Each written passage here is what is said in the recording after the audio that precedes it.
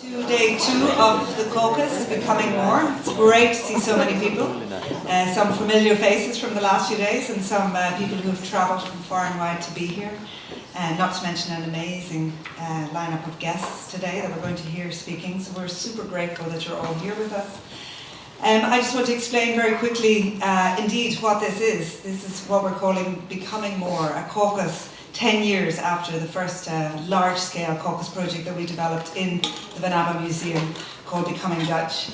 Simply the idea is that to caucus, to think together, to gauge, to sound out, to compare, to discuss, but to do it at a scale and at an intensity that is hopefully much deeper, more ambitious, maybe more crazy in terms of the schedule, to convene for a longer period, to really be able to share and discuss in convivial and intense settings, not only in terms of amazing presentations, but also that moment to be together, to eat together, to hang together, to see all of the incredible students' projects that are available also in the Vanabbe and in the Design House. So there's this kind of fluidity of being together.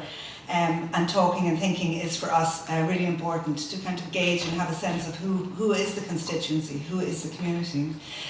Some of the things that we've done in the subsequent time of the 10 years have changed very much from Becoming Dutch, and one of the big conclusions this time in doing Becoming More was to think about our own role, to think about the idea of us as a kind of broadcaster of information or a space as a museum which sort of fulfills a kind of authoritative role, and rather to think that perhaps now in this moment of urgency, one could say that perhaps the most appropriate and interesting thing we could do is actually to listen.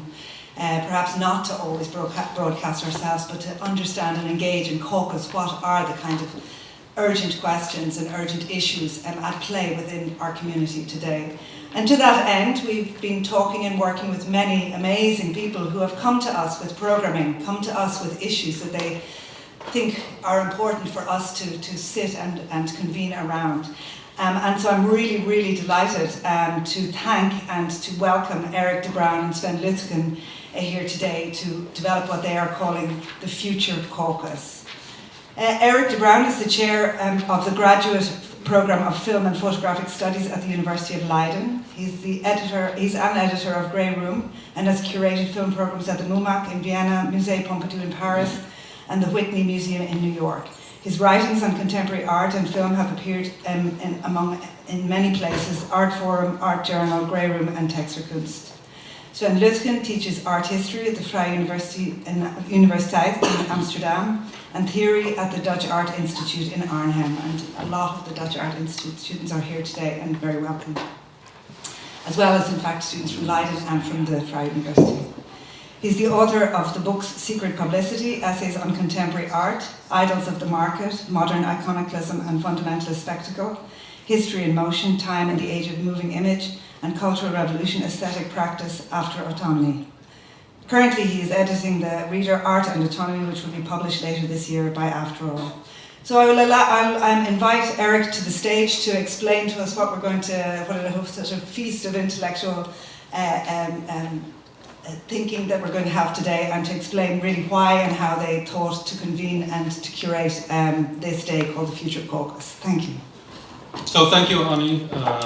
And you'll get some more thanks a little bit further on in my opening words. I just want to present kind of a brief outline, give you a sense of where this project comes from and why we even decided to take up this kind of problematic notion of the future, or even call it the Future Caucus. So I'm going to give a couple of present a couple of ideas that were circulating in our minds, and I have to say this project had kind of a long gestation, happened way before this Becoming More event happened, so we're pretty happy that we found a way of landing it in the midst of what's taking place at the Vanabbe now in this coming and past few days. So as the end of the second millennium approached, the future seemed to be disappearing at an alarming pace. Society was suffering from a chronic case of myopia, or at any rate, such was the opinion of Stuart Brand, co-founder of the Long Now Foundation in 1998. And he wrote, "Civilization is revving itself into a pathologically short attention span. The trend might be coming from the acceleration of technology, the short horizon perspective of market-driven economics, the next election perspective of democracies, or the distractions of personal multitasking. All are on the increase. Some sort of balancing corrective to the short-sightedness is needed, end quote. The consternation of Brand was perhaps all the greater as he had placed so much stock in the emancipatory potential of the digital revolution from its inception in the 1960s. And you might know Stuart Brand, of course, from the Whole Earth catalog, and later guru of Silicon Valley. Nevertheless, it seemed to him, Brand, that society threatened to lose sight of its own future. And so he embarked on a quixotic project to construct a clock of the long now, a mechanical timekeeper that will run for 10,000 years. We might imagine, Brand suggested, an alien arriving on a deserted Earth after humanity's demise and finding the clock in working order. Yet, as he says, the point is not so much them, the aliens looking back, as now looking to them, the aliens looking back. Despite its New Age quirkiness, one might conceive of the clock as a device of cognitive estrangement, a term coming from sci-fi theory, Darko 7, implanted within the present, which prompts society to think of itself in the future tense, to write the present in the imaginative register of science fiction. What the empty expanse of the clock of the long now fails to measure, of course, are the geological upheavals of the Anthropocene, which would provide one reason there might be no human left to witness the clock winding down in the future. If no more than a cosmic, if costly joke, underwritten by Jeff Bezos, the project is symptomatic of the problem we wish to address today. Since the 1960s, it appears that the future horizon has been closing in on us. This phenomenon of the shrinking future is due to manifold reasons of a political, economic, ecological, and technological kind, and in some quarters this phenomenon has been welcomed as the birth of a new post-ideological era, whereas others, with good reason, have struck a more concerned note. In its colonization of both the outer and inner reaches of human existence, global capitalism has spun a fine web of relationships that not only exceeds our attempt at obtaining a totalizing perspective, but also seems to leave only one way forward: the endless accumulation of capital.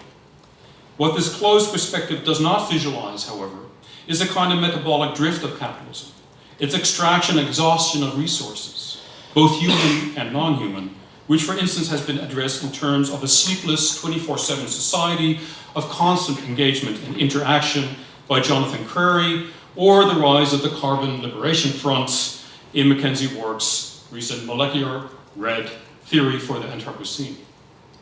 Such badly needed interventions provide a bulwark against the siren song of neoliberalism, which according to Jameson's well-known quip, makes it easier to imagine the end of the world than the end of capitalism. A state of resignment or reconciliation that has been best summed up in the late Mark Fisher's equally depressing as compelling capitalist realism, Is There No Alternative?, which might have served as an alternative title for today's future caucus. Brand, to return to him, blames the phenomenon of the shrinking future on the accelerating pace of technological innovation. But he's not willing to think through the eternal limits of capital. Rather, he hopes to calibrate its future so that the process of accumulation will not come to a sudden and complete stop in the exhaustion of this planet's resources. Brand thus exemplifies the first of four false options that are proposed in the light of our current planetary crisis, as is outlined by McKenzie Wark and Molecular Red. 1, place one's faith in technology to get us out of the mess. 2, place one's faith in the markets to get us out of the mess.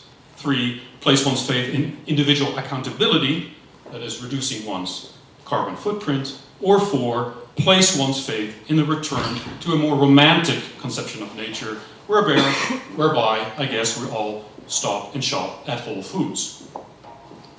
Brand's technocratic alternative is tied up with a new discipline of futurology that emerged during the 60s. That is to say, during the very same period that the utopian imagination, as Jameson has described in detail, went into decline, becoming thoroughly tainted by its close association with socialism. It should come as no surprise that during the 1960s and early 70s, it was precisely the radical left, interested in keeping open future options beyond the stalemate of actually existing socialism and actually existing capitalism, that criticized futurology most loudly. keeping the portal to the future slightly ajar was the business of speculative fiction. While the left often attacks science fiction as ideologically suspect escapism, Jameson would be highly attentive to the utopian potential of sci-fi. Today, with short-term financial speculation drowning out any hope for sustained and sustainable future scenarios, such a project is more urgent than ever. Sci-fi, as speculative fiction, has an advantage over economic forecasting with its mathematical models of extrapolation from the present. It can, to a greater extent, deal with the improbable. The challenge for sci-fi today is that the truly improbable would, in fact, be the minimum requirement for the continuation of culture, the continuing viability of human or post-human life on Earth. So far the intro. We are very grateful, therefore, that thanks specifically to Annie Fletcher and Nick Aiken, and I'd also like to thank Megs Morley for her organizational skills, we were able to realize the future caucus at the Vanabbemuseum within the context of Becoming More a series of public events. Furthermore, we'd like to thank all our speakers today for responding so quickly and graciously to our invitation that we're only able to extend a few months ago, just-in-time delivery. Our project has had a long and independent gestation, but we are excited that it will be able to connect with the broader agenda of Becoming More's caucus, which wants to ask how, as Annie just explained, a productive critical space where solidarities are formed and political visions rehearsed can be shaped. We think there are many potential connections and productive interferences with other parts of Becoming More, from Paul Goodwin's discussion of Afro-positivism and blackness and maturity yesterday, to Sylvia Maglioni and Graham Thompson's Cinema Tarot, which will be organized tomorrow in the session of Emily Pethick and Lera Fagara. Originally, we called our project The Limits of Capital, Futures, Futurities, Futurology. But we were inspired by the Vanabbe to adopt the current title of Future Caucus, which brings to my mind at least Stanislav Lem's marvelous model, the Futurological Congress of 1971, which is not only conducted in the midst of an ongoing riot, but in which futurological discourse suffers from overproduction. There are too many papers to be presented, so that the speakers are only allowed to call out paragraph numbers in their lectures, which contain the most salient points. About today, there are three panels. The first one we have tentatively called The Labor of the Future about Labor, but it's up to our speakers to decide whether they really want to go with that slogan or not. We have two talks by McKenzie, Wark, and Maurizio Lazzarato, which will be moderated by Anna Teixeira, sorry, I'm not sure about the pronunciation there, Pinto.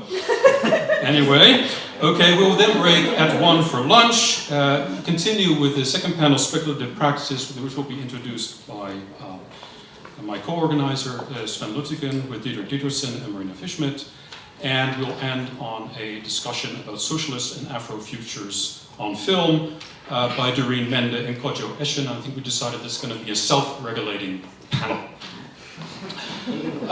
Now, about the first panel, I mean, one of the ideas that was circulating in our mind, at least, was a reaction to the recent moment of déjà vu. Let's say the second coming of automation, which is here not to replace manual labor, as the fear was in the early 1960s, with the rise of the idea of the lights out factory, the automatic factory, but replacing mental or creative labor. We all might become obsolete in the not so far future. This ties into at least parts of the work that McKenzie Wark, our first speaker today, has been involved in. McKenzie Wark is Professor of Media and Cultural Studies at the New School in New York City and is known for his many books on media theory, art and politics, including A Hacker Manifesto, Gamer Theory, The Beach Beneath the Street, The Everyday Life in Glorious Times of the Situationist International, Telesthesia, Communication, Culture and Class, and The Molecular Red, of which I've already mentioned. In the latter publication, McKenzie Wark proposes that we make a different kind of return to the future by potentializing past utopian practices that have become marginalized within history.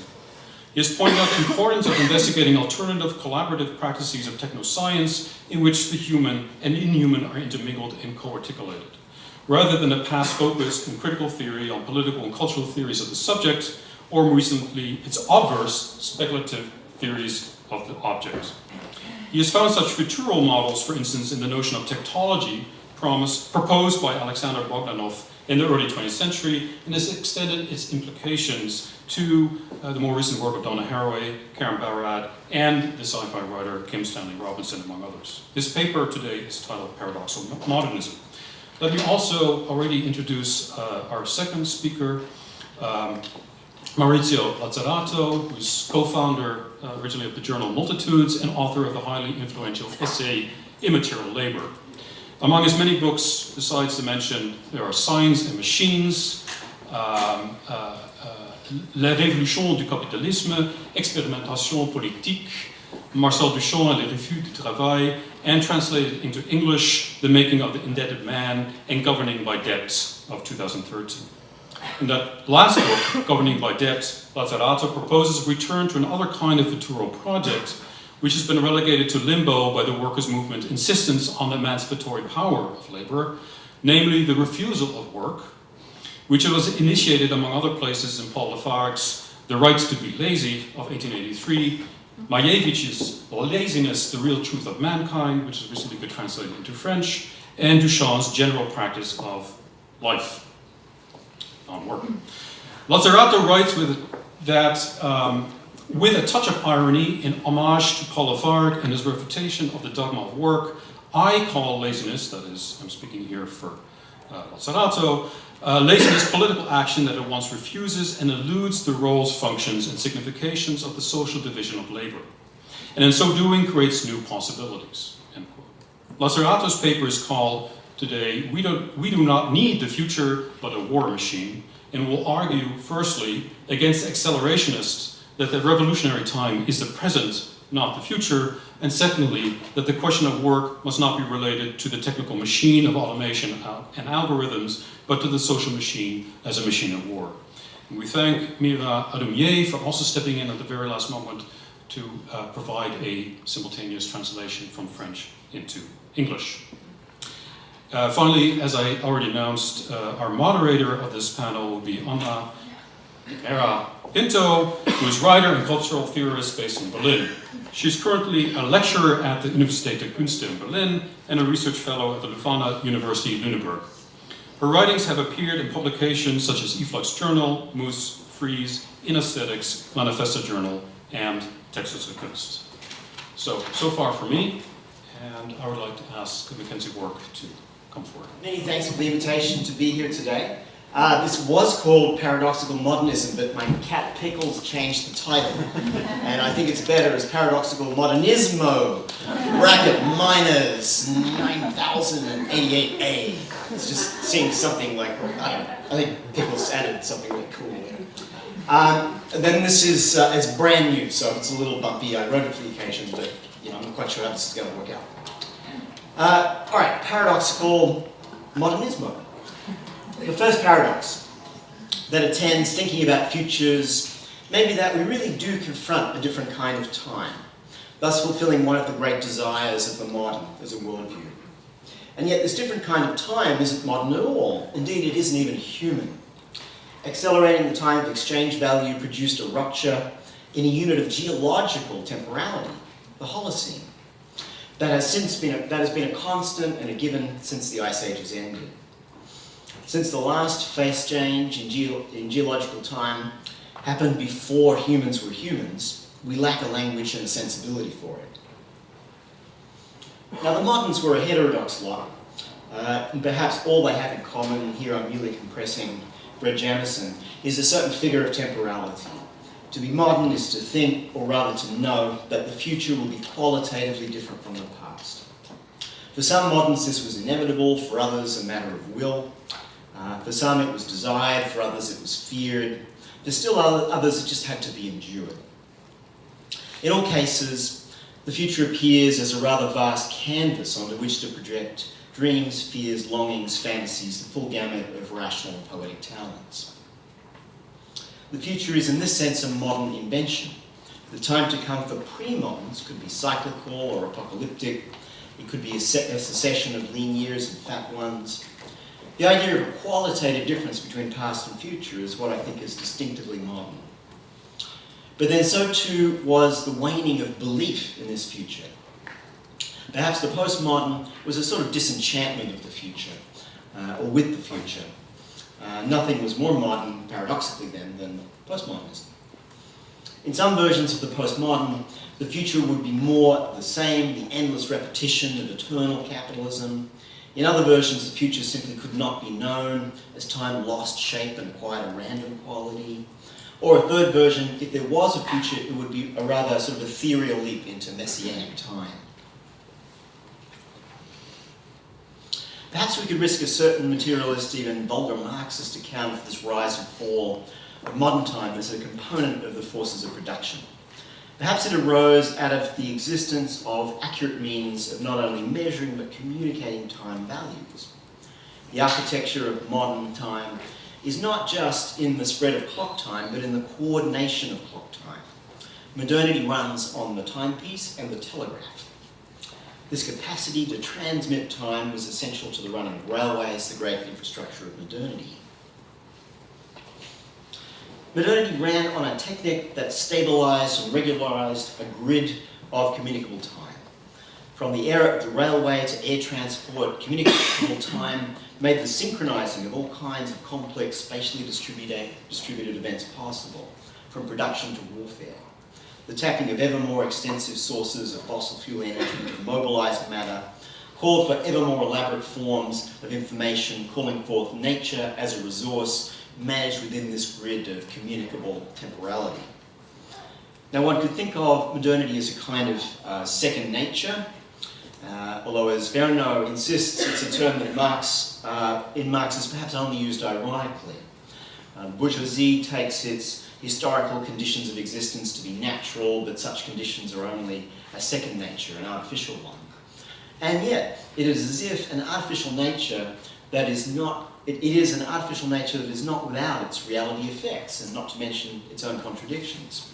This second nature was built out of and against what it retrospectively perceived as a first nature, a disenchanted nature, a nature no longer sacred or only residually sacred, a nature that now appears as a resource.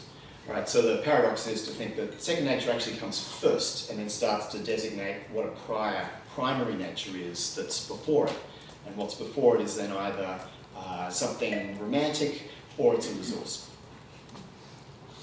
All right, second nature has both internal and external tensions. And both tensions have the same basic quality, that of a kind of finitude, a noisy recalcitrance to be quantified to the quantified and coordinated time of extraction. Both land and labour are there to be colonised, to respond as a resource to commands communicated to it, and to respond in quantified time. Both leave some residue, some remainder that cannot quite become or refuses to become a resource for second nature. If there's If there's a moment of inflection where commodification might have kind of collapsed under its own weight, second nature seems to have too many contradictions, perhaps it was the 70s. The 60s tend to dominate a certain historical consciousness as an era of possibilities, but the 70s is an era of historical exhaustion. And from our current point of view, the 70s might actually be more interesting to look at and think through. One could still think about futures in the 60s as if a whole blank sheet of future was there to be filled in with black ink or cinematic light. By the 70s, this was a little harder to sustain, what with the oil shocks, the lack of productivity growth, the stalemate between capital and labour, the fiscal crisis of the state, and not to mention the arrival on the scene of the problem of ecology. From the 80s onwards, the future gets started again, but on an austerity basis. If there's a future at all, it's more of the same, eternal capitalism. Capitalism with meaningless modifiers, postmodern, neoliberal. What do these words even mean, right? It's as if capitalism's eternal. Or there's no future as punk rock existed from the deindustrialized rust zones. Or there's a future but for someone else. In Japan, the future looked bright in the early and mid-80s before the bubble burst. And one might speak even now of a kind of sino-futurism. But these future narratives might be merely about who dominates, rather than some qualitative elaboration of a different form in the world. And since we can now play Sino-futurism bingo, right? Because I've already put one of the terms up there.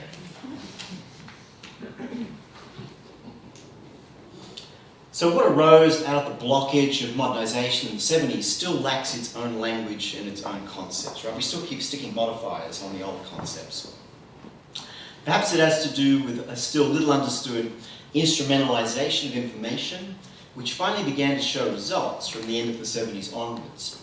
Second nature organised matter with great infusions of energy by synchronising labour and technology on a planetary scale using a measurable and transmissible time. Perhaps what broke out of its contradictions and innovations was a third nature, a sphere of information that took the incoherent chunks of social and technical labour built up into second nature and liquidated them. No longer would information be circulated and time-stamped to manage the material and energy resources of the planet, to build it up into a second nature. Instead, the circulation and accumulation of information itself would become the goal. And the resources of second nature, together with the primary nature as resource, would be held to underwrite it, would be thrown into a new kind of temporality to achieve this accelerated information efflorescence. That is the surface effect of third nature. There would no longer be any pretense of an orderly and synchronized temporal objectivity or state of equilibrium, one in which volatility was just an undesirable side effect. Rather, a third nature of turbulent information that does not serve the organisation of planetary resources, but is served by it.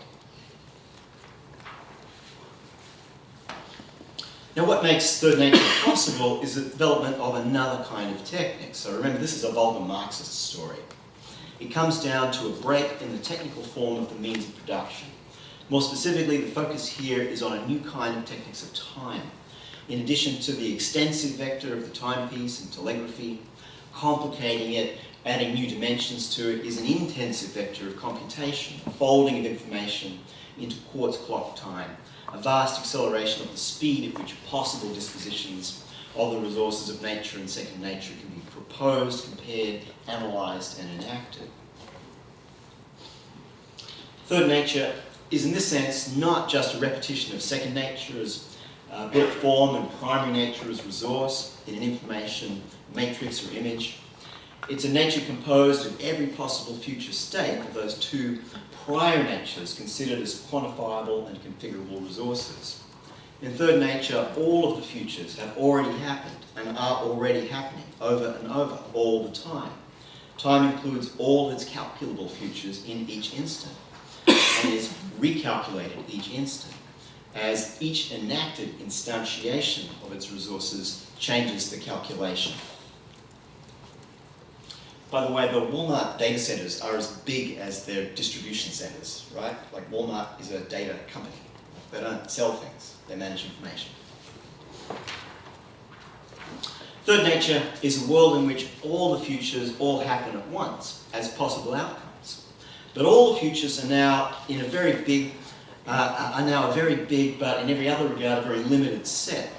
It is every future that can be calculated, every future that can be hedged, every risk that can be assessed. It even includes, but only in negative, risks that cannot be assessed. It's figurative black swans and blank swans. Third nature hedges even against the possibility that it can't be hedged. Now one could get carried away with the increasing speed of this operation, with the tendency of the speed of information to tend towards the speed of light. But the more interesting side of it is the opposite tendency. Post-mechanical approaches to the techniques of time makes it not only speed up, but also slow down. Very, very long time horizons start to become detectable and measurable as well.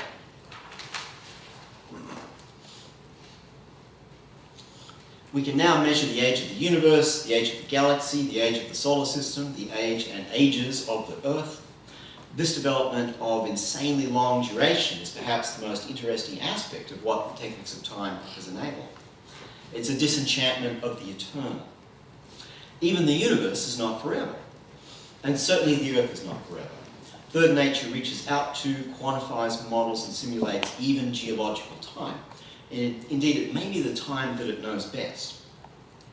Curiously, this disenchantment with modern temporality coincides with the return of a cyclical idea of time, which in the strict sense is what I take ecological thought to be about.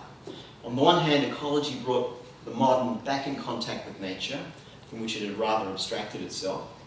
But on the other hand, ecology brought back nature as a temporal figure which is cyclical and homeostatic, oscillating around an equilibrium, like the ideal type of the concept of ecology, which is actually the market. Ecologists insisted with rising urgency about a world out of balance, departing from homeostasis. But the dominant mode of thinking this was to insist on limiting or modifying the modern march into the future to stop its perturbations of homeostasis from getting out of hand. The thought here is that if we moderns could refrain from meddling with nature, it will return to balance with itself. But it turns out there is no ecology. This too is subject to a disenchantment. The god of a self-correcting system, whether economy or ecology, is dead. This is the Nietzschean core of the doctrine of the Anthropocene. There is no ecology. Actually, two gods died with the rise of third nature. The market is not a self-correcting homeostatic ideal, and neither is nature. Both become disenchanted. Both can and do collapse. But having disenchanted the cyclical gods of nature and second nature, perhaps the volatile god of third nature or creative destruction is the last remaining idol. So we've got to destroy that one too, basically. But that's third nature as belief. While it can be hard to peel them apart, third nature as science is not quite the same thing as third nature as belief. What third nature as science shows us is that nature is not homeostatic in the long run. And the reason we know this comes from a very interesting kind of science, one philosophers have for some unfathomable reason chosen largely to ignore. We know this because of Earth system science, which is a truly remarkable and original kind of knowing. Pretty much all I know about it comes from this book by Paul Edwards, which I highly recommend. Earth system science, too, is a product of and an agent of a certain temporal technique. The objective of Earth system science is to simulate the world through computation. Earth system science is a science in and of third nature. It uses the techniques of information and temporality to understand what those very same techniques are doing to the world. And as the models consistently show, third nature is destroying its own conditions of existence. There is no ecology. Indeed, contra mortem, we have to think nature without ecology.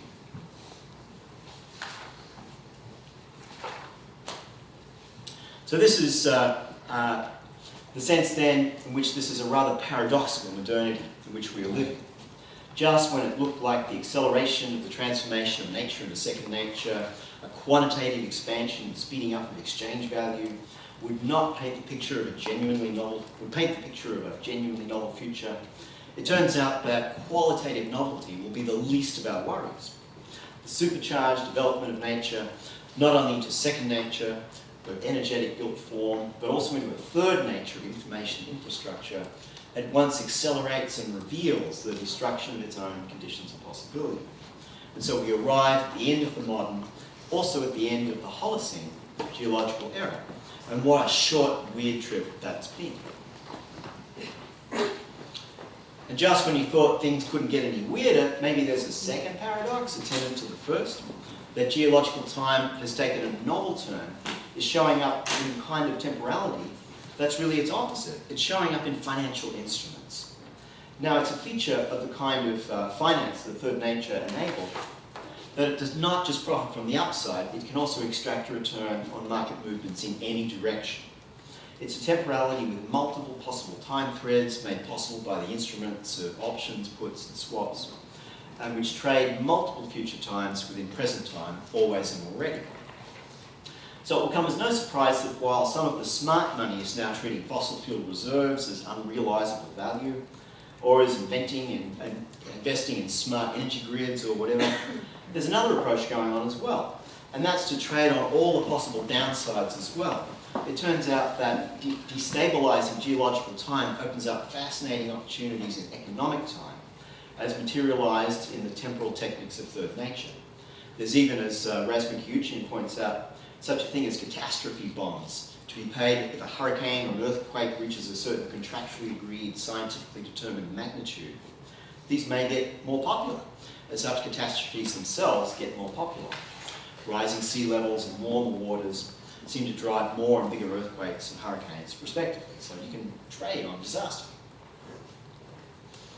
Now, I call on this Razmik's book, by the way, got this from him. I call the planetary ruling class of our time the owners of third nature, the vectoralist class.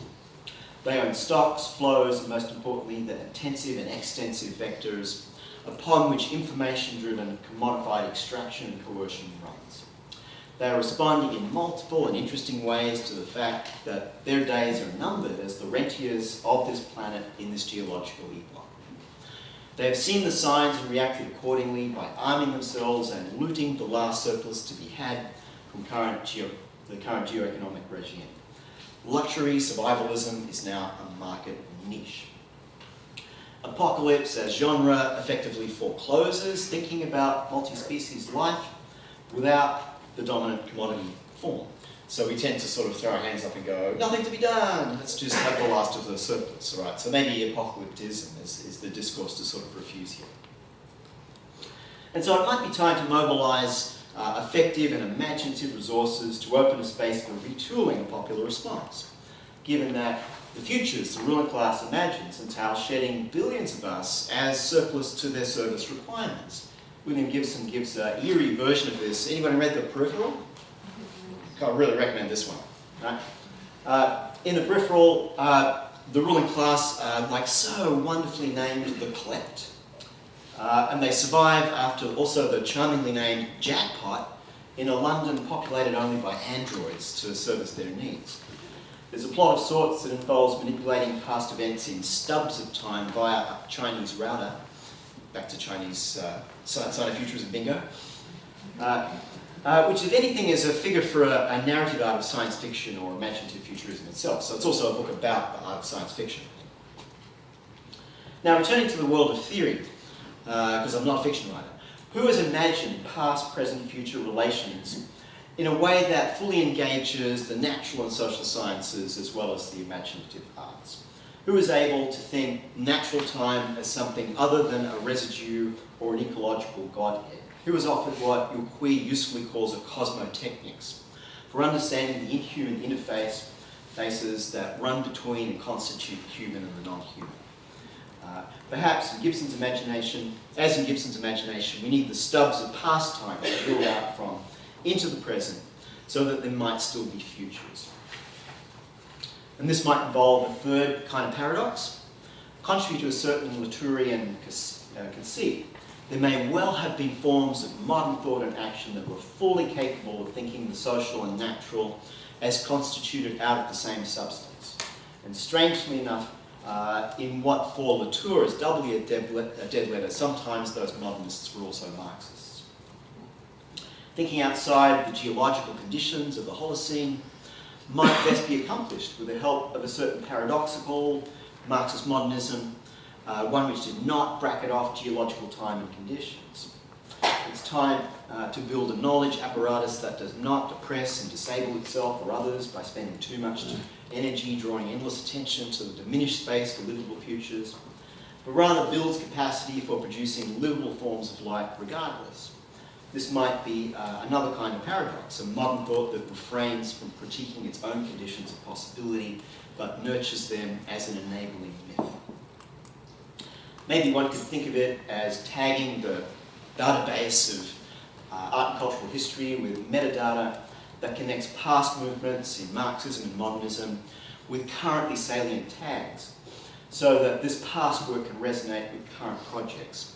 I did something like that with the work of the Situations International, making the work of Constant, Jacqueline de Jong and Aske Jorn, two Dutch and one Dane, resonate within the historical configuration of the Situations International, but more particularly with contemporary concerns. Constant's New Babylon, for example, is surely one of the great accelerationist works of our time, and makes like really eerie reading in the era of the Anthropocene, I've got to say. reading and viewing. More recently, I started work on scientific rather than aesthetic Marxist modernists. Molecular Red pairs two grand narrative arcs about two spatially vast civilizations, Soviet and American. I started in the Soviet Union with Alexander Bogdanov and Andrei Platonov, and ended with Donna Haraway, Karen Barad, Constantine Robinson in California. It was, among other things, a project in reviving the kind of Marxist heresy within the Marxist tradition. That book had a huge hole in the middle of it. It's got like the early Soviet Union and the United States in the late 20th century. There's like nothing in the middle, so I got to like do the bit in the middle. So that's the current project.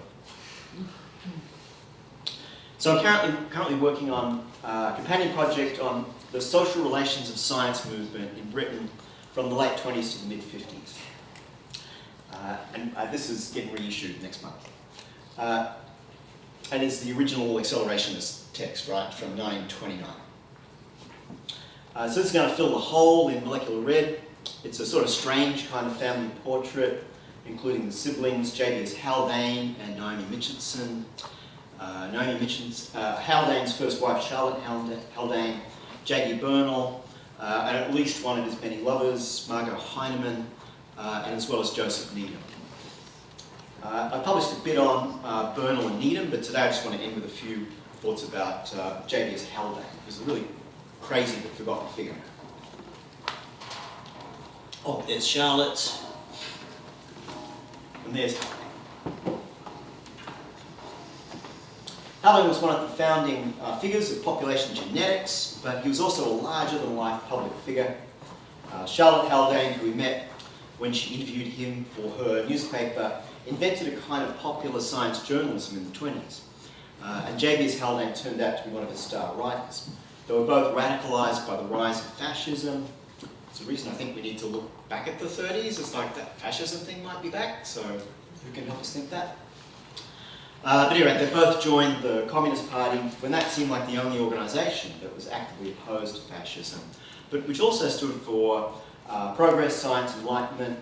One should point out that for this generation thought of Freud as an enlightenment thinker precisely because he pointed toward the limits of rationality. Here I just want to mention one or two famous short pieces by Haldane. In the early 20s, he had invented a kind of speculative science writing that would contribute to what was later called science fiction. He had read H.G. Wells, but unlike Wells, Haldane really did have a broad knowledge of the modern sciences of his time, particularly the new physics, biology, and the coming together of physical science and geology. While he rarely wrote a fictional note, the few times he did turn out to be very influential. His short text, The Last Judgment, dates from 1927 and is included in most editions of the volume called Possible Worlds. Its objective is to think the human within geological time. So that's why I think it's worth reading this again, right? He's trying to think the human in geological time. Haldane thought about 40 million years ahead was the longest period he could imagine, because 40 million years in the past, our ancestors were at least recognisably mammals. So as a biologist, he's thinking, I can think forward 40 million years because I can think back. We were mammals and we're probably still mammals. He speculates on the way humans could come to an end, but leaving aside the accidental ones, what he wants to think is something now recognisable as an Anthropocene, where collective human action in second nature undoes a primary nature. The problem with the authorship or even the existence of a story of human extinction, Haldane solves by making it a radio broadcast for post-human children on the planet Venus, 40 million years from now, rendered very freely into English. The story starts shortly in advance of 1927, when it was written, when the exhaustion of fossil fuels has led to new energy sources. He bets on tidal power. The movement of the tides is used so extensively, however, that over millions of years it slows the rotation of the Earth with terminal consequences. So what Haldane writes is a very, very slow Anthropocene. Yeah. This is a world in which human evolution has ceased.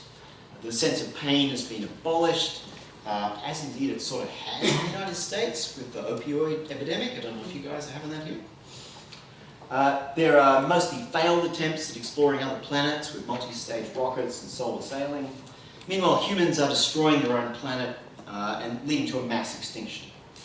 Haldane says, but the vast majority of mankind contemplated the death of their species with less aversion than their own, and so no effective measures were taken to forestall approaching doom. Does that sound familiar? However, Venus is successfully colonized, not by humans, but by host humans selectively bred, or perhaps in contemporary terms, genetically engineered for that purpose. They're designed to be a much more social species, to think in a much more collective way than about the individual. They form a superorganism. Haldane was not yet close to the Communist Party when he wrote this, but he does not prefer the Venusian post-human collective to actually existing individualistic humans. But it's not hard to imagine that the Soviet Union was the sort of inspiration for this sort of dichotomy. The Venusians have new sensors, being able to detect radio and magnetic fields. They are further modifying themselves for colonizing other planets and even other galaxies on generation ships. And Haldane says our galaxy has a probable life of at least 80 million years. Before that time has elapsed, it is our ideal that all the matter in it available for life should be within the power of the heirs of the species whose original home has just been destroyed. So there's like your classic maximalist accelerationist statement already in 1927. The Venusian communists were not Haldane's ideal, at least not at the time, and it gives some really creepy kind of sides to them that I won't kind of go into. They're more of a thought experiment. They point to a constituted limit to the human. Haldane says, our private, national, and even international aims are restricted to a time measured in human lifespans, unquote. In the absence of an interpersonal and intergenerational superorganism, how might the human species being think, feel, and organize on a planetary scale and a geological time horizon? So I think he's identified an incredibly contemporary problem for us, already in 1927. Haldane writes, man's little world will end. The human mind can already envisage that end. If humanity can enlarge the scope of its will, as it has enlarged the reach of its intellect, it will escape that end. All right, so we might want to reject some of this language. He's thinking it within a kind of high modernist form. Even though humans, for the Last Judgment, fail at this, the last of them seeking refuge underground in the Antarctic as their world collapses. The problem for Haldane was a question of how to think an impossible totality, one that includes a geological temporality that is already unstable and vulnerable to anthropogenic disturbance. I don't think he would have looked backwards to the figure of Gaia with its lingering homeostatic sense of ecology. Haldane's Last Judgment is quite possibly the text for the science fiction tropes of terraforming and the very long timeline. In fact, Olaf Stapleton acknowledged that. Together with Alexander Bogdanov's Red Star, it's an early exemplar of Anthropocene fiction, in which collective human labour builds a second nature which systematically undoes its natural conditions of existence. As I mentioned, he was acknowledged by Stapleton. Also, Aldous Huxley took the whole epigenetics thing directly, the test tube baby thing directly from Haldane. It's also worth mentioning that Christian fantasy writer C.S. Lewis wrote a not very good science fiction trilogy in which Haldane plays the evil bad guy. So there's a counter-narrative about Haldane, rewritten into, but it's not C.S. Lewis's best work by any means. Now, Haldane's more explicitly science fiction texts are perhaps still a little too human-centric, and here I think we can combine this experiment in the long timeline with one of his other sort of rhetorical innovations. Well, there's Stapleton. In the short text Possible Worlds, Haldane experiments with non-human points of view. This is also from 27. He starts with a simplifying assumption about human worldviews. Now, perhaps mankind's greatest intellectual achievement is the idea of the thing, by which I mean a portion of experience conceived of as public and ethically neutral. He then compares this to a series of possible other worldviews based on the physiology and praxis of different species. For example, an intelligent dog would probably construct a physics composed of ambient smells rather than visible things, and might include how one feels about the smell in the knowing of it, what Haldane calls a tertiary quality. But remember that to the dog a thing's smell is its most real reality. He uses the term smellable or odorous to denote reality, just as we use tangible or visible, unquote. Such might be the basis of dog science. The dog philosopher might go even further. Quote, he was so impressed with the reality of smells that he took every opportunity to postulate smells even when they were unsmellable. Now, the bee worldview might be a system of duties rather than a system of things expressed in a language of verbs rather than nouns. Whereas the philosophical barnacle, the world is what it can sweep towards it. Haldane, but I do not feel that any of us know enough about the possible kinds of being and thought to make it worthwhile taking any of our metaphysical systems very much more seriously than those at which a thinking barnacle might arrive. Such systems seem to me to be helps to the imagination rather than accounts of reality. Unquote. All right, so thinking geological time might require a capacity to perceive and act in the human world far beyond the human. It might take an inhuman or even non-human praxis in the world. Haldane, and one day man will be able to do in reality what in this essay I have done in jest, namely to look at existence from the point of view of non-human minds, unquote. Or as he wrote a decade later in The Marxist Philosophy and the Sciences, the laws of organic chemistry are not absolute laws. They are functions of the human timescale. If men lived 1,000,000 times quicker, they could work with methyl and other compounds, which we describe as radicals. If we lived 1,000,000 times slower, most of organic chemistry would be beyond our grasp, so unstable are the substances concerned, unquote. Now, Haldane is remembered for two famous remarks, although one might be more than a legend, but it's such a good legend, I'll give it to you anyway. The legendary one runs like this. Haldane was asked by a bishop what Haldane, based on his extensive knowledge of biology, can conclude about what was in God's mind when God created the world. Haldane is said to have responded that the good Lord appeared to be inordinately fond of beetles. If you look at taxonomies of species, there's like more beetles than anything else, so it's like, God had a beetle fetish. Now, if Haldane did not say this, he should have. So it's now kind of attached to him as a legend. The other remark is in the text of Possible Worlds, and this one is very famous.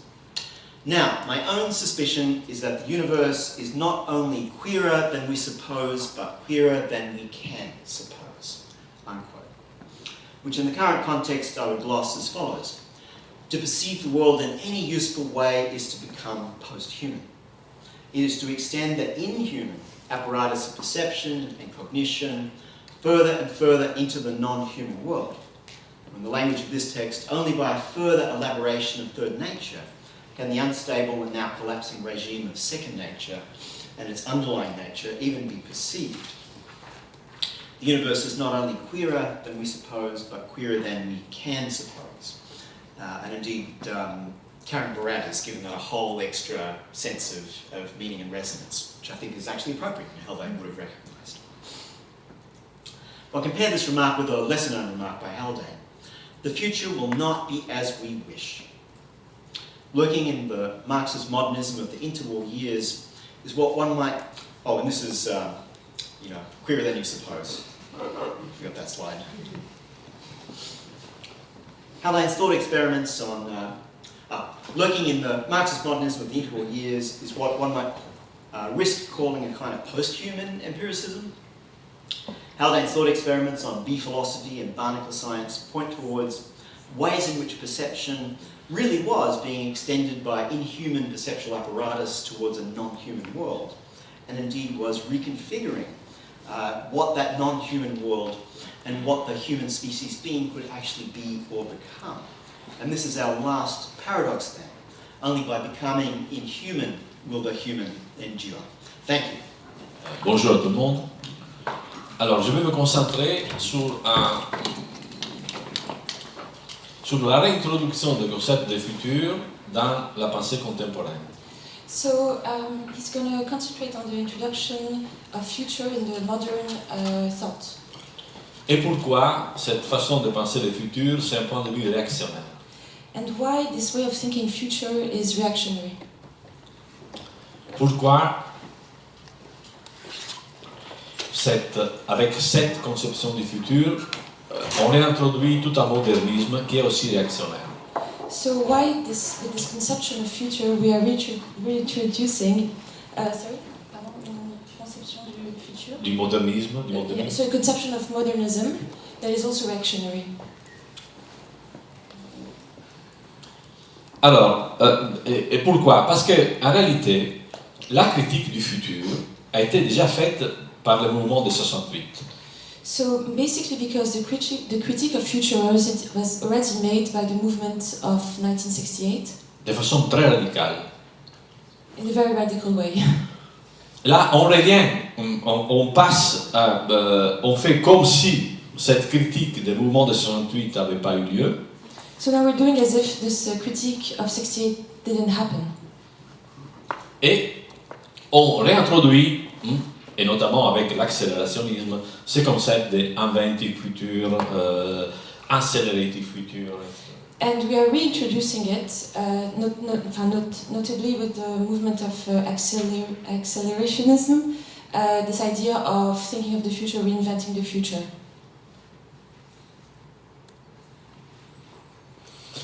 En réalité, cette idée du futur, disons comme ça, les accélérationnistes sont trompés des siècles. So basically, the accelerationists have they're in the wrong century. Parce que cette idéologie du progrès, cette idéologie du futur, c'est l'idéologie du 19e siècle. Because this ideology of future, this ideology of progress is of the 19th century. Ou bien c'est un point de vue qui va des Lumières jusqu'à la Première Guerre mondiale. So it's basically a point of view that comes from the Enlightenment till the First World War. Et la Première Guerre mondiale va rompre carrément, de façon très radicale, cette conception du temps et de l'histoire. And the First World War was going to radically break or interrupt this conception of history. Qui est exprimé de façon très claire par Walter Benjamin. On va bien le dire. Qui est exprimé de manière très claire par Walter Benjamin. Tu l'as dit en français? That is very clearly. That is very clearly. How do you say? A thought of wrote by Walter Benjamin. Alors, cette conception du futur, on peut la résumer, on peut la synthétiser avec une conception du temps et une conception de l'histoire.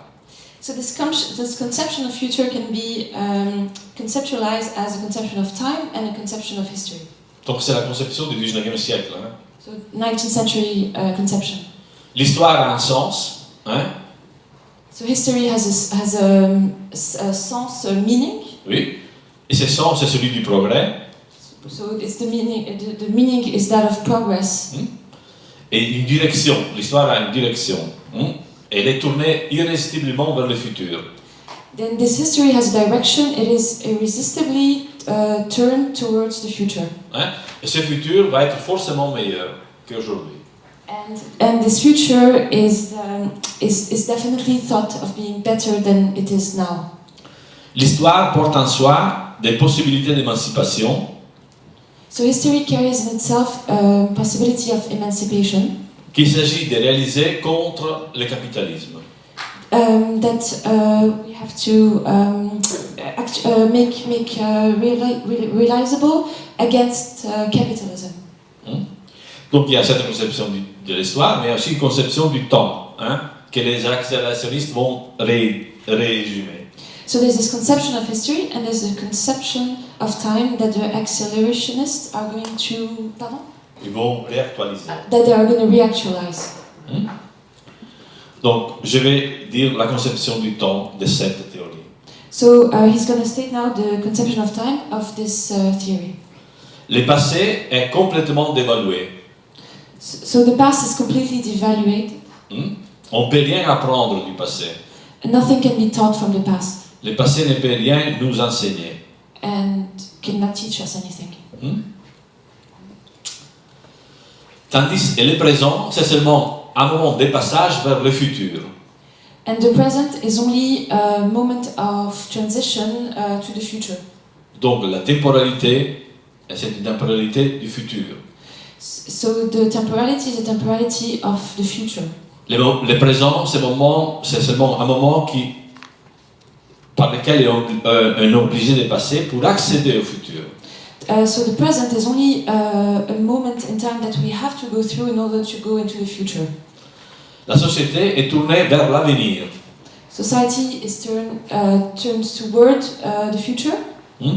Et sa tâche consiste dans accélérer l'événement de ce futur. And Et la tâche, so the purpose is to only accelerate the time towards the future. parfait. Le travail, la science et la technique sont les instruments de cette accélération. Le travail, la science et la technique. So the work, science and technique is only towards. Les instruments de cette accélération. So are only the instruments of this acceleration. Et donc il y a un modernisme technologique et scientifique dans cette théorie. So there is a modernism of technology and science in this theory. Alors il faut bien se rendre compte que cette théorie s'est effondrée avec la Première Guerre mondiale. So this theory collapsed after the First World War. C'est-à-dire théorie du progrès, cette conception de l'histoire et du temps a été défaite par la Première Guerre mondiale. So this conception of time and history was completely crushed by the First World War. Parce que les instruments qui devaient accélérer le futur, because the instruments that were supposed to accelerate the future, le travail, la science et la technique, so work, science and technique, au lieu de réaliser l'émancipation, instead of realizing the emancipation, ont réalisé la destruction. they brought in destruction. Walter Benjamin, c'est le critique, c'est lui qui réalise complètement cette critique du temps et de l'histoire. Walter Benjamin is one of the critique of this idea of time and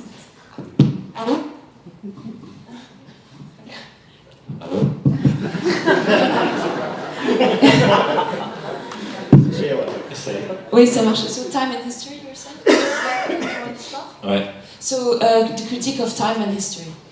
L'image de cette conception du temps et de l'histoire est donnée au XIXe siècle par les trains. Les trains est la métaphore de cette temporalité. So the conception of time and history is embodied in the metaphor of train, which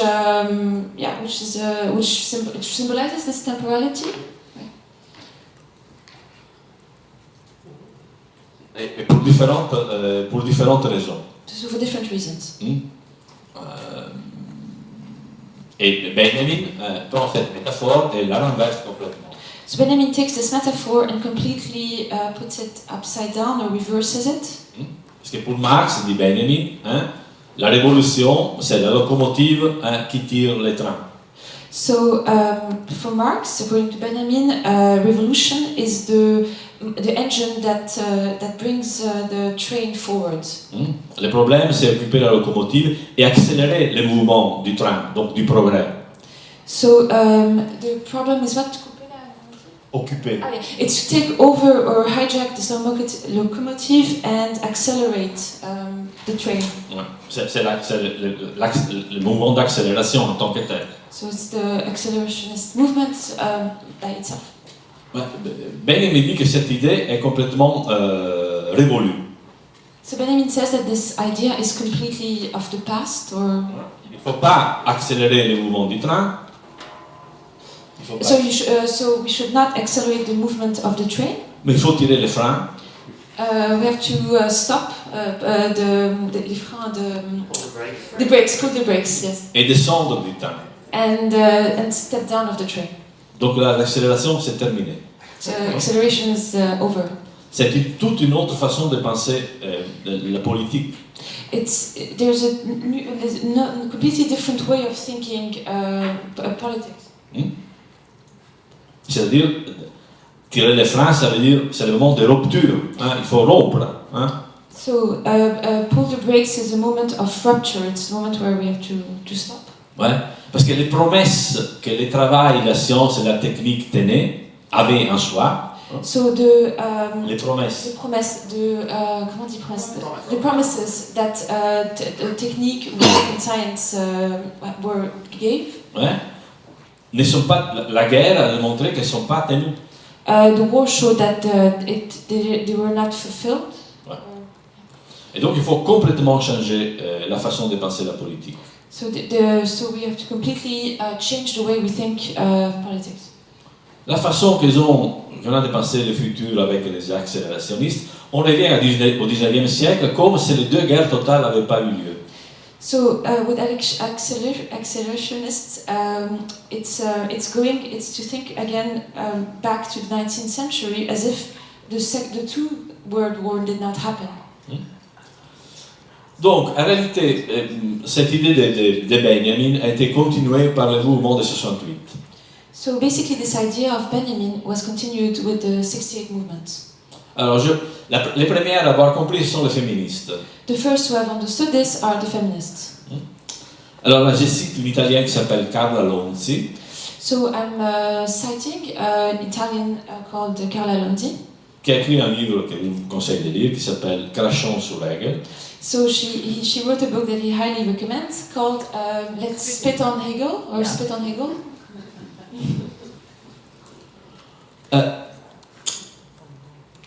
Où pratiquement, voilà, elle fait une critique du concept de futur. Where she is doing a critique of the conception of future. Une citation très simple, elle dit présent.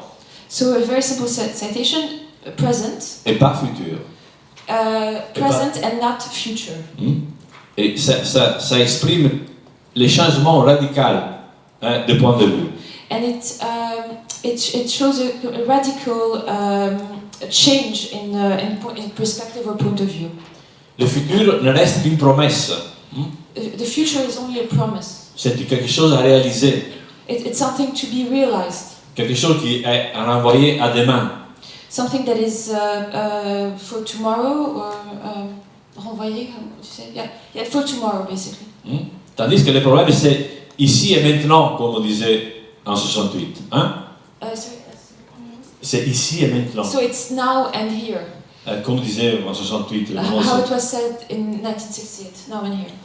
C'est-à-dire que la politique ne doit pas séparer les moyens et les fins. Hein? So politics should not separate the means and the end.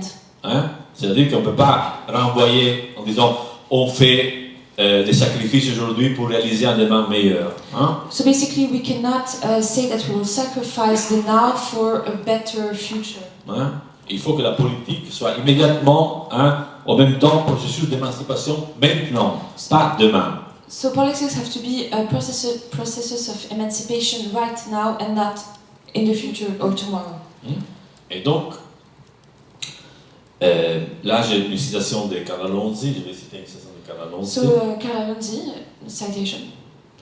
Les problèmes féminins est en soi moyen et fin. The feminine problem is it's by itself Moyen. A means and end. C'est-à-dire qu'on ne peut pas dissocier moyen et fin. So we cannot dissociate both means and end. Tandis que si vous introduisez le futur, vous allez dissocier forcément moyen et fin. So if we introduce the future, we will necessarily dissociate means and ends. Le mouvement féminin n'a pas besoin du futur. The feminist movement does not need the future. Ouais. Le but n'existe pas, existe le présent. So the but is basically the end. The ends doesn't exist. What only exists is the present. Nous sommes les passés obscurs du monde. We are the obscure past of the world. Nous réalisons le présent. We are realizing the present. Donc c'est une critique radicale de cette conception de la politique comme futur, comme promesse.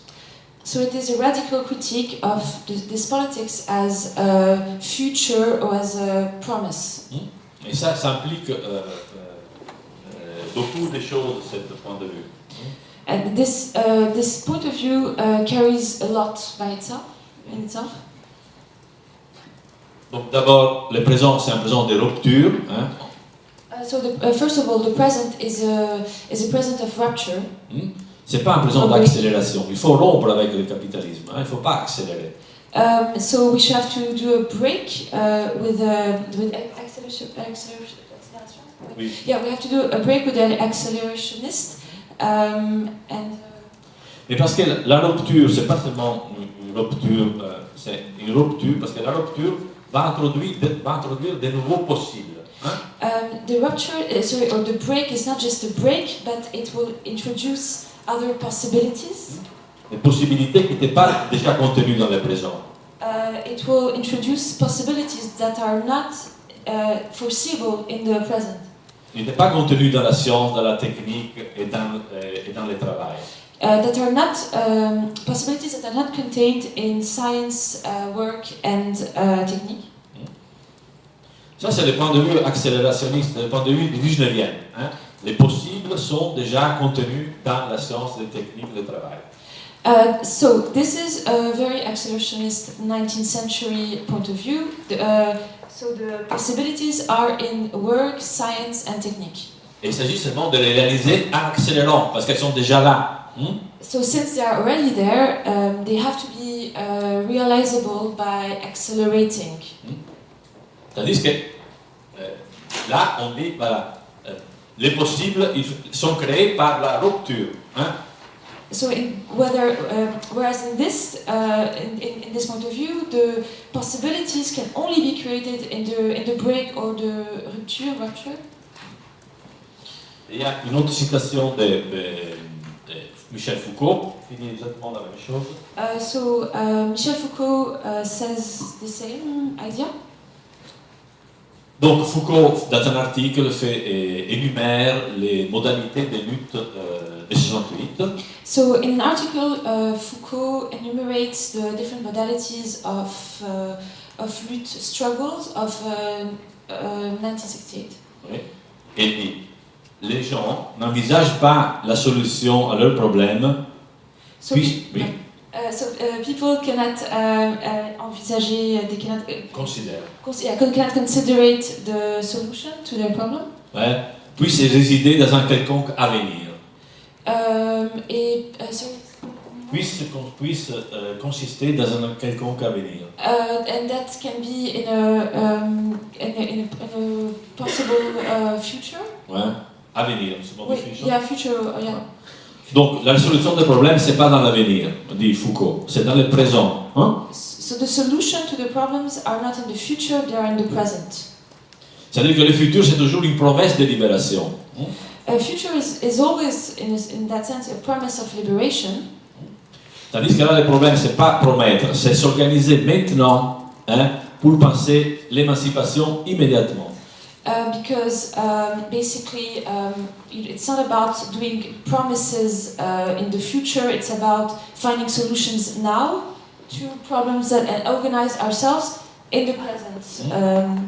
Yeah. Et les possibilités ne sont pas dans la machine technique. Hein? So the possibilities are not in the technical machine, mais dans la machine sociale. Hein? But in the social machine. Je vais revenir tout à l'heure sur la différence entre la machine sociale et la machine technique. So he will explain the difference between a social machine and a technical machine. Alors, vous savez que les historiens contemporains so contemporary historians ont sorti une nouvelle catégorie du temps qu'ils appellent présentisme. C'est pas comment traduire ça. So basically, they came up with a new conception of time that's how it's called presentism. Yeah, presentism. Donc c'est une conception où les présents Ouais, les temps étaient complètement neutralisés par le capital. So basically, it's a conception where present is completely neutralized by capital. C'est les mêmes qui reviennent tout le temps. It's the same that keeps on coming back. Donc c'est une conception négative du présent. So it is a negative conception of time. Ouais. C'est le temps neutralisé par la finance. It's time that is neutralized by finance. La finance, pour exister, a besoin de neutraliser l'imprévisible du temps. So finance, in order to exist, has to neutralize imprevisibility, so what is unforeseeable in time, imprevisible. Mais ici, la conception du temps, donc on trouve chez Lons et Foucault, est complètement différente. So this conception of time that we see in Foucault is completely different.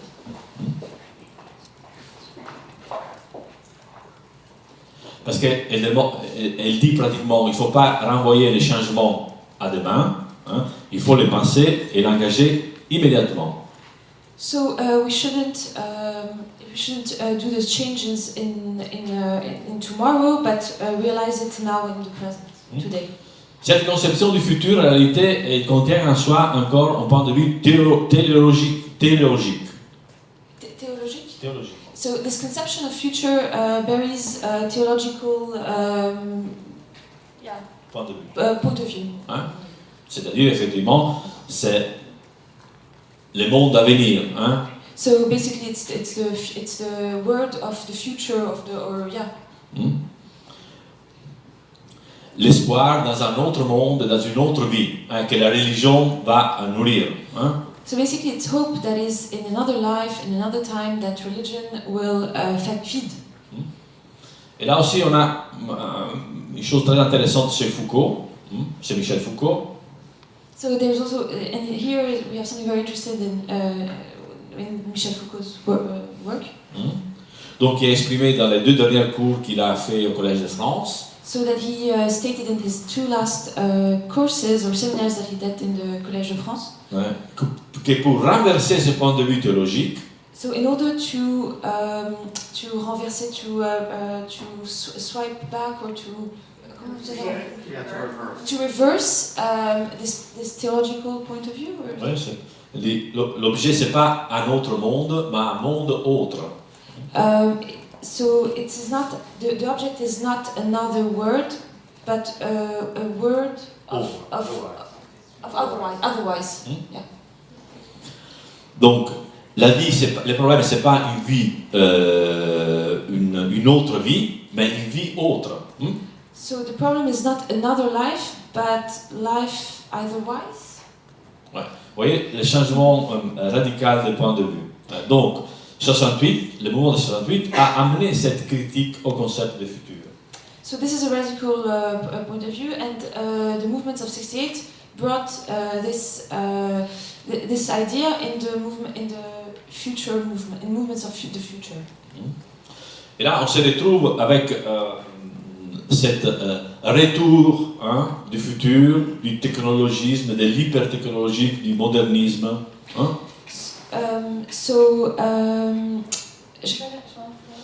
On se retrouve avec cet retour du futur. So we're coming with this idea of this return of the future.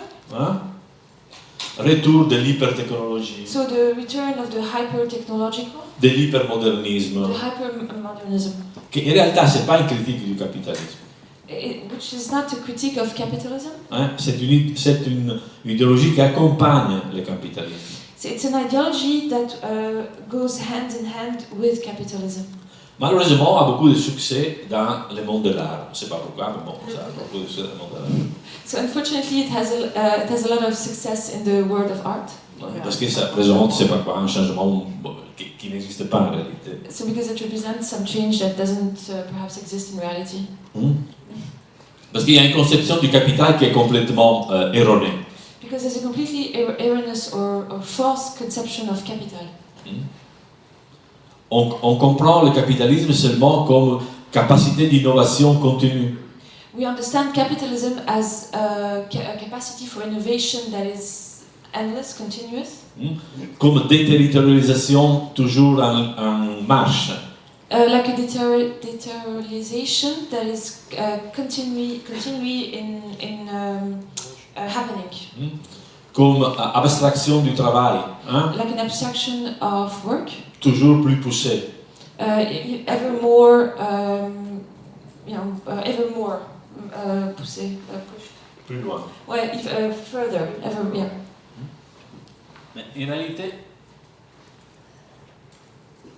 réalité, ce n'est qu'un aspect du capitalisme. So capitalism? Ce n'est qu'un aspect du It capitalisme. is only an aspect of capitalism. Hein? Le capitalisme, c'est une machine de guerre qui ne comprend pas seulement cette innovation continue. So capitalism is a war machine that does not understand this continuous. Cette innovation continue. This continuous innovation. Ça, c'est la limite de Marx et du marxisme, hein, qui est complètement repris par l'accélérationnisme. So these are the limits of Marx and Marxism that is took again by the movement of accelerationism. Le capitalisme est plus dès le début ça, mais autre chose aussi. Capitalism was at its beginning this, but also something else. Il est aussi esclavagisme, It is also slavery racisme, or enslavement, maybe, ouais. and racism Il est aussi sexisme, and sexism. il est subordination de la patriarcat, subordination de la femme. So it's also patriarchal systems with the subordination of women. Ouais, il est guerre. It is war. Il est, c'est-à-dire la déterritorialisation du capital doit toujours se territorialiser dans le racisme, le fascisme et l'étatisme. La déterritorialisation du capital So the deteriorization of capital doit toujours se reterritorialiser. it has to deteriorize and then re-terrorize the continent in patriarchism, Racisme, racism, guerre, État. war, state. Donc le mouvement d'abstraction du capital, de l'innovation, So the movement of abstraction of capital n'arrive jamais à se débarrasser de la race et du sexe, par exemple. can never get rid of race and sex. C'est-à-dire que le capitalisme, c'est une contemporanéité des temporalités complètement différentes. Hein? So capitalism is a counter temporality of Différentes temporalités. a different temporality. Parce qu'il y a, en même temps qu'il y a cette capacité d'innovation, So at the same time, there's this capacity of innovation. il y a la permanence et la reproduction des formes plus anciennes de domination. There's a permanence Et de la reproduction des formes plus anciennes de domination. and the reproduction of the more ancient form of domination. L'esclavage, par exemple, Enslavement, slavery, et le patriarcat et la norme hétérosexuelle. patriarchat and heterosexual norm. Donc il ne faut pas tomber dans les pièges du modernisme. So one should not fall in the trap of modernism. Parce que c'est une vision complètement erronée du développement du capitalisme. So it's a completely false or erroneous conception of capitalism. Et on le voit aujourd'hui. And you can see it today. On a les résultats des élections françaises. Le deuxième tour des élections françaises, ça représente parfaitement la constitution matérielle du capitalisme aujourd'hui. So the results of the French election, the second tour, show exactly La constitution matérielle du capitalisme. Constitution. the constitution, the material constitution of capitalism. La finance et le néofascisme. So finance and neo-fascism. C'est-à-dire le moment le plus élevé de l'abstraction du capital. So the moment, the most elevated of capital of what? L'abstraction la plus élevée du Okay, so capital. the most abstract form of capital. Et les formes néofascistes, des reproductions qui d'ailleurs sont organisé par le capital même et par l'État. So the neo-fascism form that is also financed by capital and state.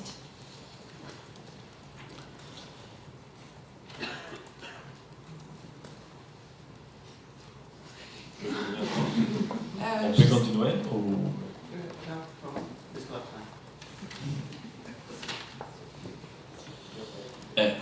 Par exemple, chez Marx, la dernière image qui a été projetée sur General Intellect. So, for example, in Marx, the last image that we saw projected on general intellect. C'est un point de vue complètement idéaliste sur le capitalisme. It is a completely idealist point of view of capitalism. Qui malheureusement a été repris aussi par les post-opéraïstes. That was unfortunately taken again by the post-operationists. Post-opéraïsme. Okay, post-operationism. Post-workerism? Yeah. Ouais. Mes amis, quoi. Problème, c'est vous la description rapidement du general intellect. Marx dit. So, a quick description of general intellect. Marx said. La production et la productivité. So, production and productivity. Dépend moins du temps de travail. Depends less on the time of work. Que développement de la science, de la technique, de la coopération sociale. Then on the development of science, technique and coopération sociale. Social cooperation. Le temps de travail, c'est une mesure misérable de la productivité. So the time spent working is a miserable way of measuring productivity. Et le general intellect, c'est le développement de l'individu social. So general intellect is the development of the social individual. Et ça aussi, c'est la base de l'accélérationnisme. Ils ont repris ça, le concept de general intellect, et on l'avait développé il y a longtemps. So this is the base of accelerationists. They took again this concept of general intellect. Mais la machine du capital, elle n'est pas comme ça. La machine de guerre du capital ne fonctionne pas de cette façon. So the war machine of capital doesn't work that way. Il faut ajouter beaucoup de choses qui ne sont pas dans le concept de general intellect. There's many things that need to be added to it that are not in the general intellect. D'abord la finance. So first of all, finance. C'est le capital financier. So the financial capital. Ouais, parce que le développement du general intellect, c'est un développement du capital industriel. It's because the development of general intellect is the development of industrial capital. Ouais. C'est-à-dire que le point de vue stratégique, l'instrument stratégique du capitalisme, c'est la monnaie, la dette, c'est le crédit. Because the instrument of capitalism is money or perhaps the currency and indebtment. Debt. Ce qui manque encore sont les guerres des races et des sexes dont on a parlé, mais qu'elles sont constitutives du capital. So what is missing is the war of sex and race that are constitutive elements of capitalism. Ils sont là depuis 1492. Depuis la conquête des Amériques, ils sont là pour cette question. So these are there since 1492, since the conquest of the Americas. Yes. On ne peut pas penser le capital sans l'esclavagisme. We cannot think of capitalism or capital without slavery. Et sans subordination de la femme. And without subordination of women. Marx ne prend pas en considération ces petits problèmes. Mais, so Marx doesn't take in consideration these small problems. Mais c'est impossible de penser l'économie monde sans ces deux éléments. But it's impossible to think about the world economy without those two elements. En plus, il faut introduire les moments de la guerre. Le moment de la guerre, c'est un autre moment constitutif du capital. We have to also introduce the moment of war. It is one of the most constitutive elements of capital. Le moment de la guerre, ça veut dire le point de vue stratégique. So from a strategical point of view, the war from a strategical point of view. c'est-à-dire qui peut se traduire en guerre normale, en guerre comme on l'entend. So that can be translated in normal war, En guerre civile, civil war, en domination à travers l'économie et les droits. and domination through economy and rights. Mais ce point de vue stratégique est toujours là. Il n'est jamais complètement incorporé dans l'économie et les droits. This strategical mode is always there. It is not always incorporated in economy and rights. Dans les dispositifs de pouvoir. In the dispositive apparatus of power. Il faut introduire aussi l'État. The state has to be introduced. Parce que il est inconcevable le capitalisme sans l'État. Because capitalism is inconceivable without the state. Je dis seulement ça très rapidement pour donner une idée de qu'est-ce que c'est le capital. So he's saying this very briefly to give an idea of what is capital. Le capital, c'est un ensemble de dispositifs. So capital is ensemble is all these different apparatus. Qui vont de l'innovation la plus poussée, comme je disais tout à l'heure. That also has the most advanced innovations. Mais jusqu'à la guerre, jusqu'à l'esclavage, jusqu'à la domination de la femme. To war, slavery, and domination of women. Donc, à mon avis, ce discours sur le futur va effacer tous ces éléments problématiques du capitalisme. So according to him, this discussion of the future will erase all these very problematic aspects of capital that he just cited. Il faudrait ajouter aussi la démocratie. Il faudrait ajouter aussi. We also have to add democracy. Que c'est un dispositif de gouvernementalité très, très précis. Which is an apparatus of governmentality that is very precise. Donc on a une simplification qui est en train de prendre pied sur l'analyse du capitalisme. So there is an oversimplification that is being built on the idea of capital.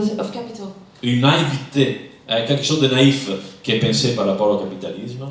That is very naive in the way capitalism is taught.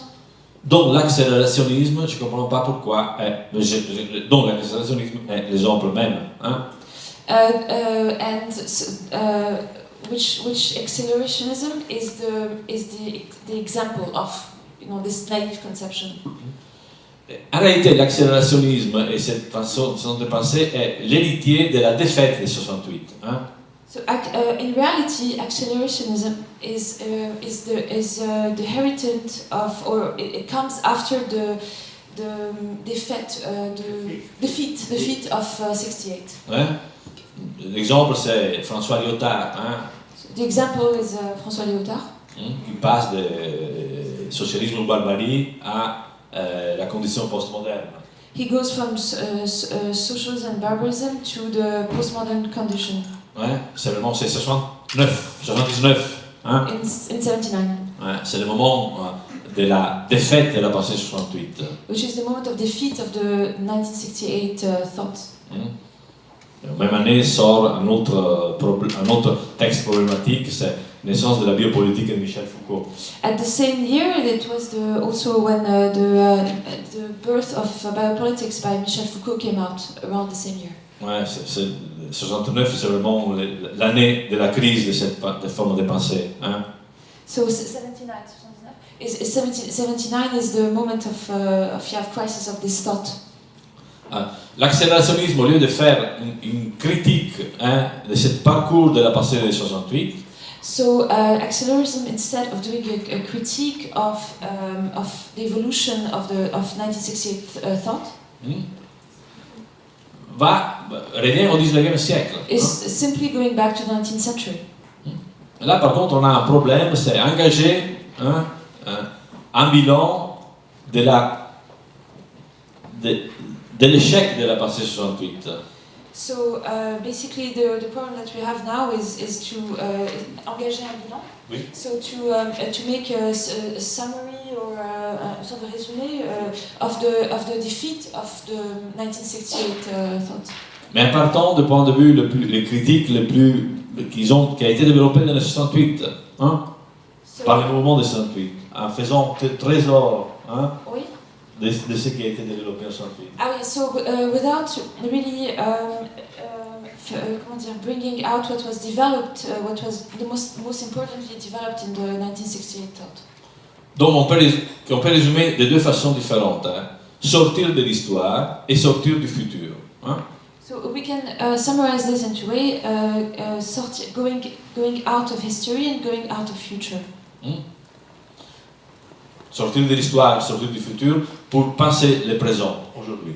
So going out of future and going out of history to think about the present now. Bon, merci beaucoup. Excusez-moi pour l'anglais. Okay, hi. So maybe we you stay with us to translate, right? Yeah.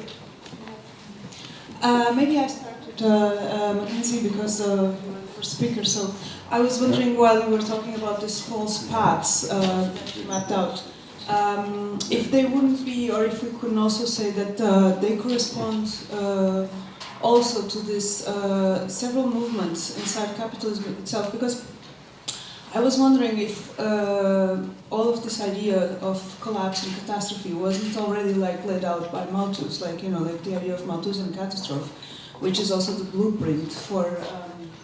Maybe I should face the audience a bit more. Which is also the blueprint for the disaster genre and science fiction. And that made me think that you already have in Malthus these two principles, or these twin forces of fecundity on one hand and then starvation on the other. Like you have a principle of fecundity, like humankind just like procreates and expands its demographics, and then this expansion meets the limits of the environment, so there's like some sort of collapse that ensues, and then there's like a high rate of mortality. So basically you just go back to this moment where you have like a renewed somehow or purified return to like an original mankind. And basically my question is, wouldn't it be better to use like instead of the clock, like the image of a servo mechanism for this kind of like paradigm, or for this paradigmatic image of how the system functions? And if this is the case, could one not say that modernism and postmodernism are rather political positions instead of like temporal or chronological markers? Well, if we were playing Anthropocene bingo rather than Sino-Futurism bingo, Malthus is the first square, because everybody always says Malthus. And Malthus is at one and the same time correct about something. Like, energy's finite, it's not infinite, and incorrect about something. He kind of assumes a natural hierarchical order of the world. But you can't have one without the other. And Marx spends quite a bit of time on soil science, for example, in Capital Volume 3. There's a great bit on Justus von Liebig. It's where metabolic drift came up in our introduction. It's where Marx gets metabolic rift, the way in which the commodification of agriculture both increases output but then denatures the soil. So ways of thinking across the social natural division and think both together, I think was really crucial to what Marx is trying to do, and to think it historically, and to refute Malthus while sustaining that thinking in that combined space of the social and the natural. You could think about modernity around any figure you want, but I think timepiece is kind of useful in the sense that I didn't tell a story of how it makes the globalization of shipping possible. So like the chronometer is what makes accurate mapping and movement around the planet possible. So the Great Revolution in transportation around the seas in the 18th century is already starting with that. But the thing about railway, there's no railway without timekeeping, right? So unless you have the same time at either end, you can't run trains that won't crash into each other. So it's kind of important that time be transmissible. Like that's the key element to it. And incidentally, the figure of electrically transmissible time is the thing that leads Einstein to overturn Newton. Like he starts thinking quite literally about ways in which, right, so if you transmit electronically time from here to here, we know what fraction of a second is lost in the transmission. But what happens if you accelerate one of those two time points relative to the other? Oh, you end up overthrowing the universal abstract time and space of the Newtonian worldview. So like that's one of the key moments of modernism. So I thought, time is kind of important. But I think it's useful to think the modern is a more capacious figure, and it's where I want to separate modernity and progress. I think progress is one of the figures nested inside the modern, and it's where I follow Jamison, that the modern is any figure where there's an asymmetry between past, present, and future. But it doesn't have to be progress.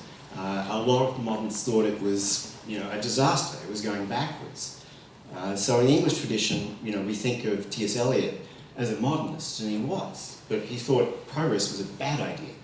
Yet he remains within the space of the modern. So it's the understanding of time no longer being cyclical or apocalyptic, but of having a direction, but where the direction need not be a good thing. So I think that's a kind of useful break.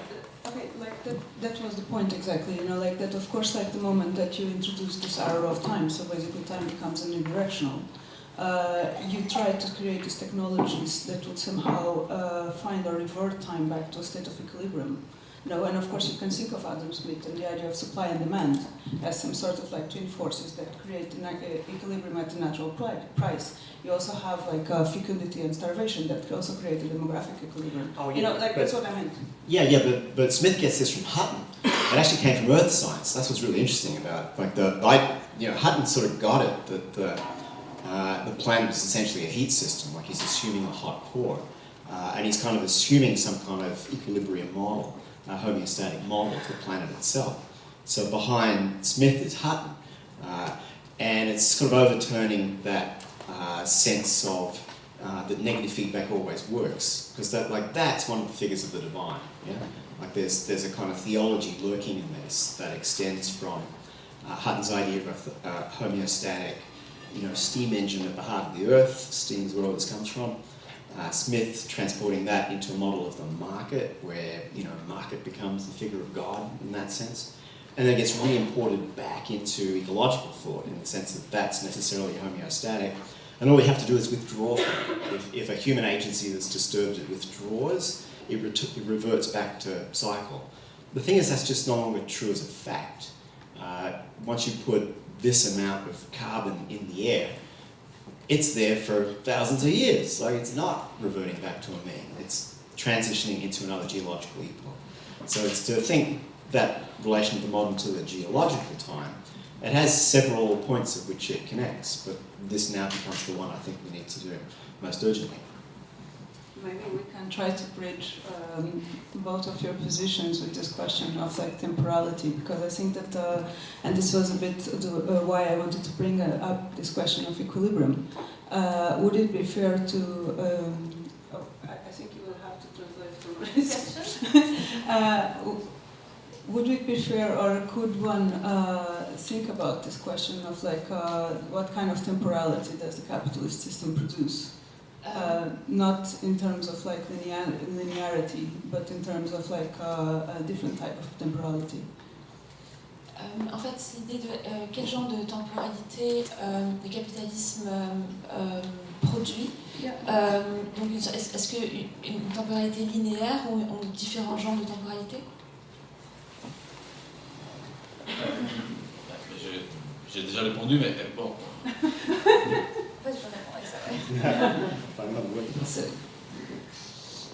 C'est pas une temporalité linéaire, ça c'est sûr. So it's definitely not a linear temporality. C'est une coexistence de différentes temporalités. It's a coexistence of different temporalities. Le problème c'est qu'on a le point de vue qui est très hérocentré, centré dans le nord. On analyse le capitalisme à partir du nord du monde.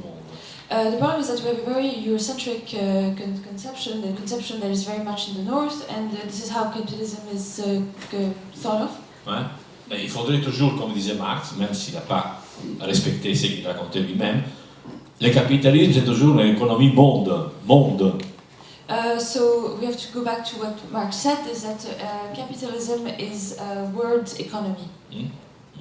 Et donc si on regarde toujours l'économie monde, on voit la coexistence de temporalités absolument différentes. And if we look at the world economy, we see the existence of different temporalities. Coexistence. I cannot say anything, I don't have a mic. No, yeah, so to try to bridge these two positions, would it be fair to say that this idea that progress is the content of history, you know, like it's a capitalist construct?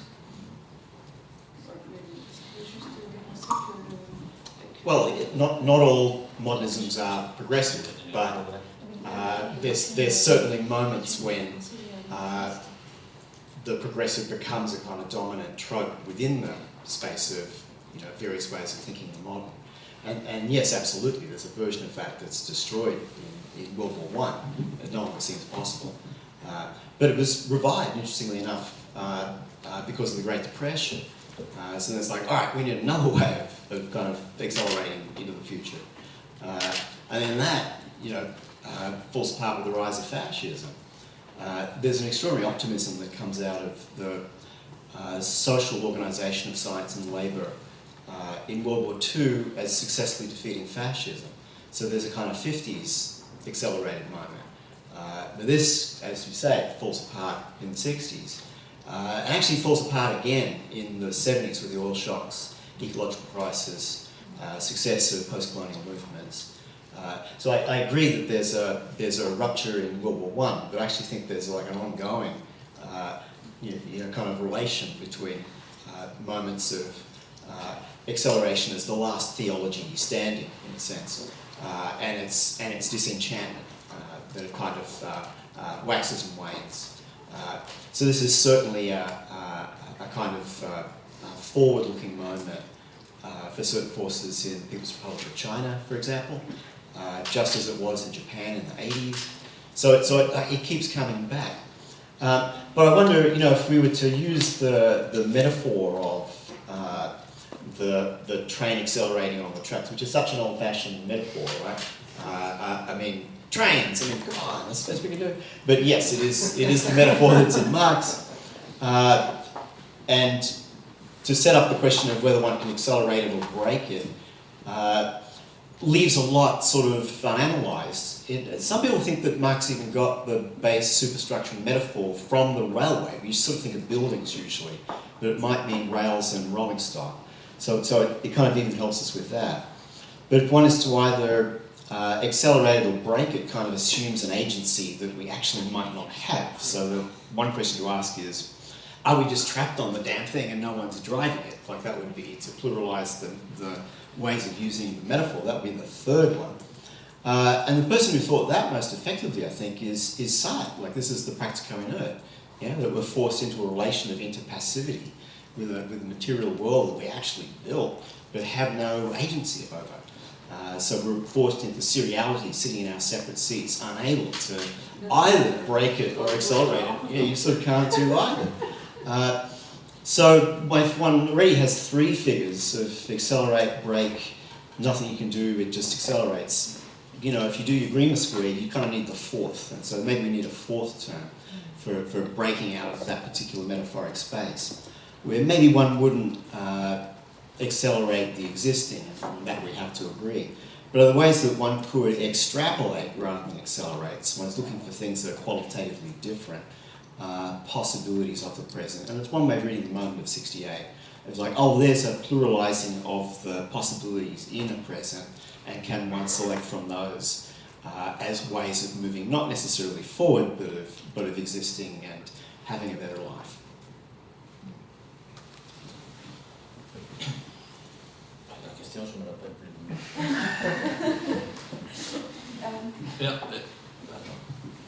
sorry, for sharing. Non, donc moi je pense qu'il y a eu deux moments importants dans le XXe siècle. Hein. Ce sont les deux guerres totales et 68. So he thinks that there are two essential moments in the 20th century, the two wars and May 68. Les deux guerres totales ont complètement changé le capitalisme. Hein. The two world wars completely changed capitalism. C'est-à-dire qu'ils n'ont pas seulement été des guerres, ils ont été des façons de réorganiser complètement la production capitaliste. They were not just wars, they were ways in which the capitalism was completely reorganized. Et pendant les deux guerres mondiales, commencent à émerger des mouvements politiques hein, que le 19e siècle n'avait pas vus. And during those two wars, there were political movements that started emerging that the 19th century did not see. La décolonisation, le mouvement de décolonisation. So decolonization movements. Et le féminisme. And feminism. Hein? Et ce sont ces deux mouvements qui vont changer. En 68, ils vont se cristalliser. So these two movements are going to emerge, and in 68 they're going to be crystallized. Oui. Et vont changer complètement le point de vue sur le capitalisme. Hein? And they're completely changed the point of view on capitalism. Les deux guerres mondiales sont importantes parce que la destruction créative que Schumpeter disait. The two wars are very important because of the creative destruction that Schumpeter talks about. Devient destruction destructive, quoi. Hein? So it becomes a destructive destruction. Hein? Donc il y a un changement radical dans cette... le capitalisme, au moment en danger de disparaître, So capitalism in the moment facing danger of disappearing, déchaîne les guerres civiles du XXe siècle. So facing this danger of disappearing, it launches those two major world wars of the 20th century. Et là, jusqu'à ce moment-là, capital et guerre étaient en alliance, mais n'étaient pas synthétiques.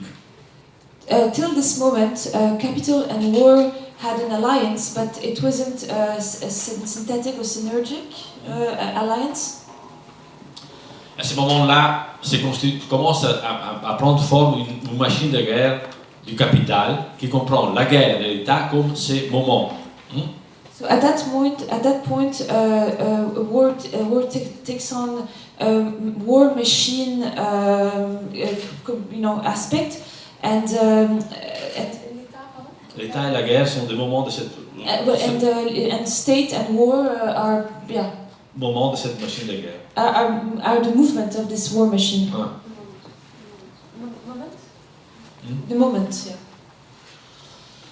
Donc, plutôt qu'une analyse technologique du capitalisme, so for technological analysis of capitalism. Ouais, plutôt que la biotechnologie, le numérique et tout ça, hein. So instead of digital and biopolitics,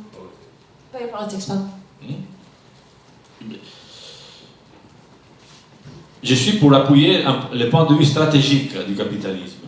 So instead of this, he's more forward to focus on the strategical aspect of capitalism. Et d'ailleurs, il y a toujours un problème avec ces analyses technologiques. Hein. So, and there is always actually problems with these technological analysis. Parce que par exemple, on prend automation et travail. Hein. So, for instance, we take automation and work. En réalité, il faudrait prendre les problèmes de l'automation et les rapporter à la machine sociale du capitalisme. Hein. So, in reality, we have to take the problem of automation and take them back to the war machine of capitalism, or bring them back in relation to the war machine within capitalism. C'est la machine sociale qui choisit, sélectionne la machine technique, et pas l'inverse. Hein? It's the social machine that selects the technical machine and not the other way around. Deleuze dit les machines technologiques, les machines numériques, les machines cinématiques n'expliquent rien. Hein? So Deleuze says that the technique machine and the cinematic. Les machines cybernétiques. Ah, cybernetic, pardon. Cybernetic machine. Les machines automatiques. Or automatic do not explain anything. Hein? Et renvoient à une machine sociale qui les présuppose. They only how to say they're only in relation or renvoi. They're only brought back to the social machine that supposes its existence. I would say. Oh, alors, au contraire, on est fasciné par la technologie. Voilà, on est fasciné par la technologie sans prendre en compte la machine sociale. In the contrary, we are fascinated by technology without taking account the social machine. Et malheureusement, on rate l'organisation capitaliste. And unfortunately, we completely we don't see the organization of capitalism because of that. I don't know, maybe it's just because philosophers and sociologists don't understand technology that you think it's not interesting. You know, I just think that the privileging of one over the other is just no longer very helpful. And thinking the social and technical together, and it's in fact not even separate, might be more useful to us now. Because certainly one thing that isn't transitive, that does change through this time period is forms of technique. Yeah, that is the one thing that does give you a modern time. Maybe we need, in the spirit of thinking globally and pluralizing our perspective, to think of other 68s, or to think really that period of 65 to 75 as the period of the destruction of the Indonesian Communist Party, at the time the largest in the world, in 1965. So there's a turning point in history there. This is the period of the Chinese Great Proletarian Cultural Revolution. Still treated as something of an anomaly in official Chinese history, but maybe in very interesting, as you don't misunderstood ways, a precursor to the turn to the open door in 1978. I don't even know if we know what that moment in history really means. This period is also the failure of the Allende government and Pinochet's war machine version of the end of the parliamentary road to socialism. And of course the invasion of Czechoslovakia by the Soviet Union, so the shutting down of the possibility of socialism with a human face. So I just think there's more than one 68, and maybe they're pointing not to possibilities but to exhaustion, to a mode of production almost literally running out of steam. And that then becomes even clearer with the oil shocks, when you start to notice its dependency on something that it hadn't really paid attention to. And that's 71 and 73, which sort of sends world system into crisis. And the United States takes the dollar off gold. And we end up in this new kind of temporality that we're now in. But which I don't think we've really got the conceptual armature to think through yet. So what does it mean to, on the one hand, subsume information into the commodity form, but in what way does that reciprocally change the commodity form itself? Like, I think that's the thing to think about as what may have changed in that period. How is the crisis of the 70s resolved? And the answer is usually given as neoliberalism, but that's to name it by a symptom, it's to name it by an ideology. What's the infrastructure on which another mode of commodification and enslavement could run? Like, that might be the question to ask. And that's why I don't think we can dispense with the forces of production as an object of study.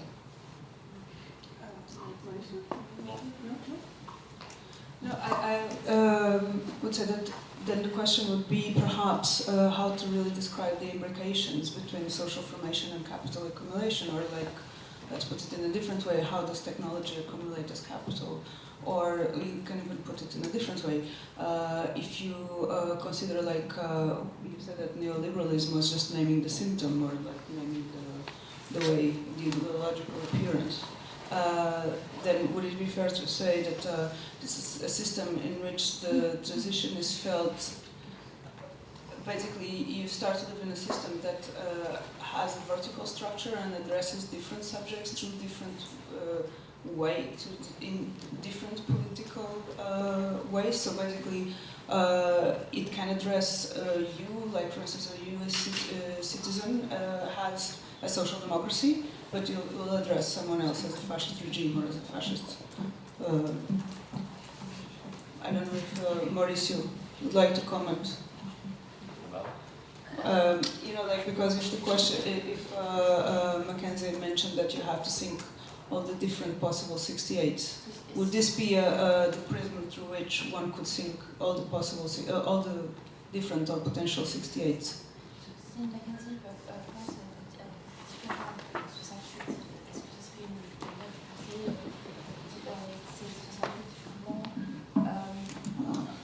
Or should one reject the idea that there are different or potential 68s? C'est un ensemble de mouvements, mais les deux choses fondamentales à 68, c'est d'un côté Fanon, si vous voulez, pour résumer. Hein. So 68 is already had many movements within it. From one side there was Fanon. Fanon qui pose. Fanon est un mouvement féministe, hein, je prends Lonzi, parce qu'il pose de nouveaux problèmes complètement différents. Fanon and also a feminist movement like Lonzi that ask fundamentally new questions. C'est-à-dire une critique radicale de la dialectique hegelienne. A radical critique on Hegelian dialectics. Parce que Fanon dit la dialectique ne marche pas dans le rapport colonisateur-colonisé. Because Fanon says that dialectics does not work in the relationship between the colonized and the colonizer. Et Lonzi dit que le rapport homme-femme ne marche non plus, la dialectique ne marche pas non plus. And Lonzi says that this dialectic doesn't work as well between the relationship between men and women. Et ça, évidemment, c'est une attaque directe au marxisme, hein, parce que la dialectique, c'était une dialectique, c'était le marxisme fondamentalement. And this is, of course, a direct critique of Marxism, because at its essential, Marxism is based on dialectic. Et ils introduisent des nouveautés radicales dans la façon de comprendre le rapport entre travail et subjectivation. And they introduce radical ways of in which we can think work and subjectification. Lonzi dit par exemple, dit effectivement, les femmes sont prises, hein, elles exercent du travail gratuit. So Lonzi would come up to this concept that women are doing free labor. Ouais, pour reproduire la marchandise que Marx considérait la plus importante, la force de travail. So they are providing free labor for what Marx considered the most important currency or commodity, which is basically manual labor or labor. Mais Lonzi dit que la femme est exploitée aussi par rapport au modèle sexuel. Hein? So woman is in that sense also exploited by this sexual sexist model. Donc la révolution de la production ne va pas résoudre la question de la femme. Hein? So the revolution in production will not bring solution to the problem of women. Et Fanon dira la même chose par rapport aux colonisés. And Fanon said exactly the same thing from in the colony point of view for the colonized. Parce qu'il dit effectivement, évidemment, les colonisés sont exploités dans le travail, hein, mais ils sont aussi pris dans les problèmes de la race. So, because of course the colonized are exploited in their work, in their work labor, but they are also there's also the racial problem that is embedded in this exploitation. Et là aussi, la révolution de la production ne va pas résoudre la question. And here again, the revolution of production will not solve this problem. Ça, déjà dans les années 60, le marxisme était mort. Hein? So already in the 60s, Marxism was dead. D'ailleurs, il meurt en 68 et on va faire les funérailles plus tard, en 89. So basically, he died in Marxism died in 68, and then we'll do the funeral in 1989. Mais les problèmes que pose donc qui est posé par Lonzi et Fanon amènent à penser des formes d'organisation complètement séparées du mouvement ouvrier. So the questions that Lonzi and Fanon bring in are basically thinking of exploitation very differently than just the forme d'organisation politique. So to think about organization, political organization that are fundamentally different than the labor movements. Et c'est là la question qu'on n'a pas résolue. C'est pas une question technologique. Hein, c'est ce problème-là. Hein. And these are not technological questions and questions that are not resolved. C'est pas les problèmes numériques, la biotechnologie. C'est cette question de penser une machine de guerre qui met ensemble des modes de subjectivation différents. So it is not about criticizing digital technology or biotechnology. It's about thinking or criticizing the war machine that brings in the creation of different type of subjectification, subjectivation. Ouais. Différentes façons de rompre avec le capitalisme. Hein. So a different way of breaking away from capitalism. Et de ce point de vue, voilà, tous ces débats hypermodernistes n'ont d'aucune utilité en réalité. And from this point of view, all this hyper-modernist debate has no use in that sense.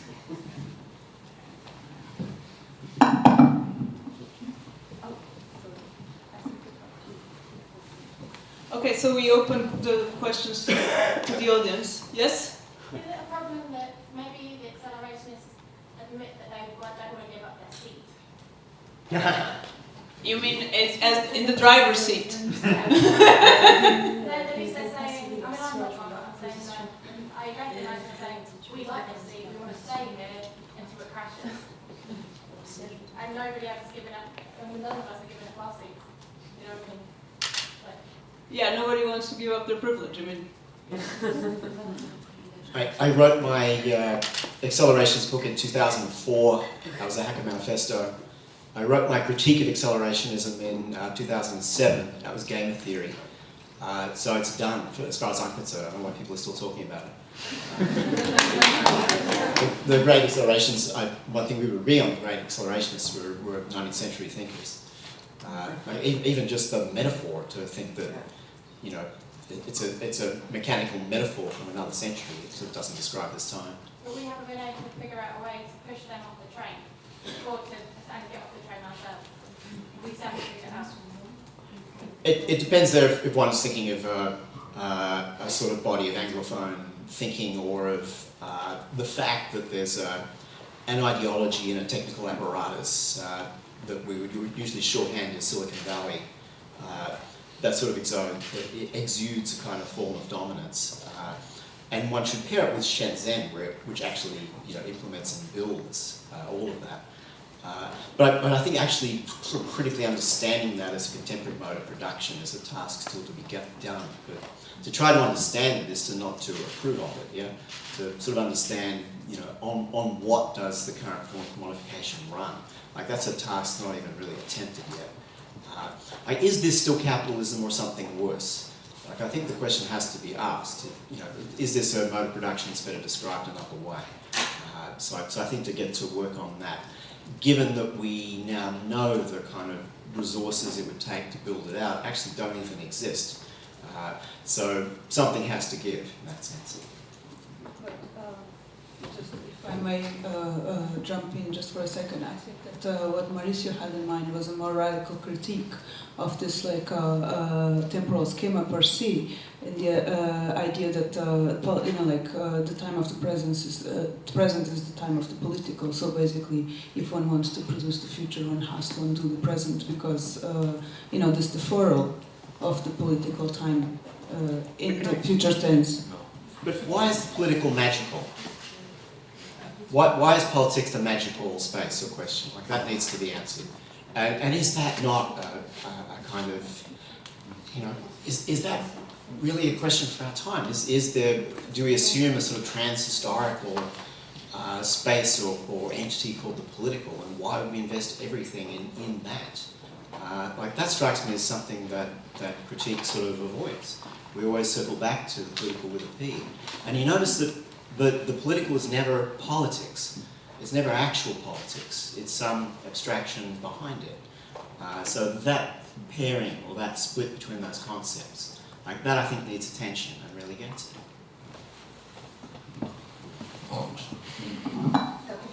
Oui. Non. La question, c'est si la politique on la fait au présent, if we do the politics in the present, si on pense à l'émancipation ici et maintenant, if we think of emancipation in the here and now, il faut construire des formes d'organisation adaptées à cette nécessité. we have to think or build organization that are responding to the necessities of the now, the here and now. Ça change complètement parce que l'organisation politique classique a été pensée par rapport à la prise du pouvoir. Because political organization, classical political organization, has always been thought as a prise de pouvoir, as when we prise de pouvoir when we take over power, or Taking power.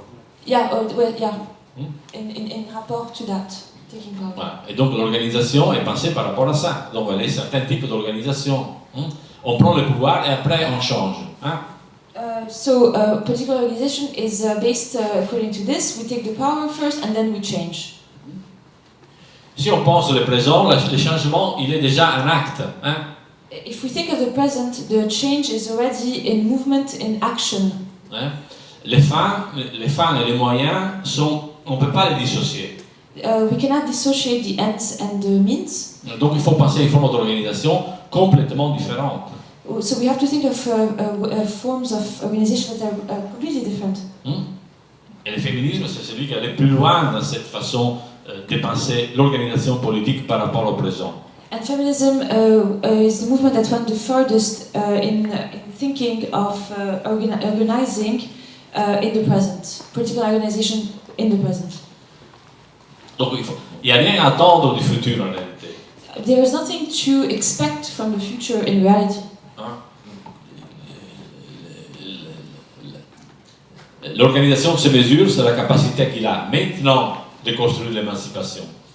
So organization only has value or can be measured only in its capacity to now De penser l'organisation. to now think of organization. Donc en réalité c'est une façon différente de penser la révolution. So it is actually a completely different way of thinking of revolution.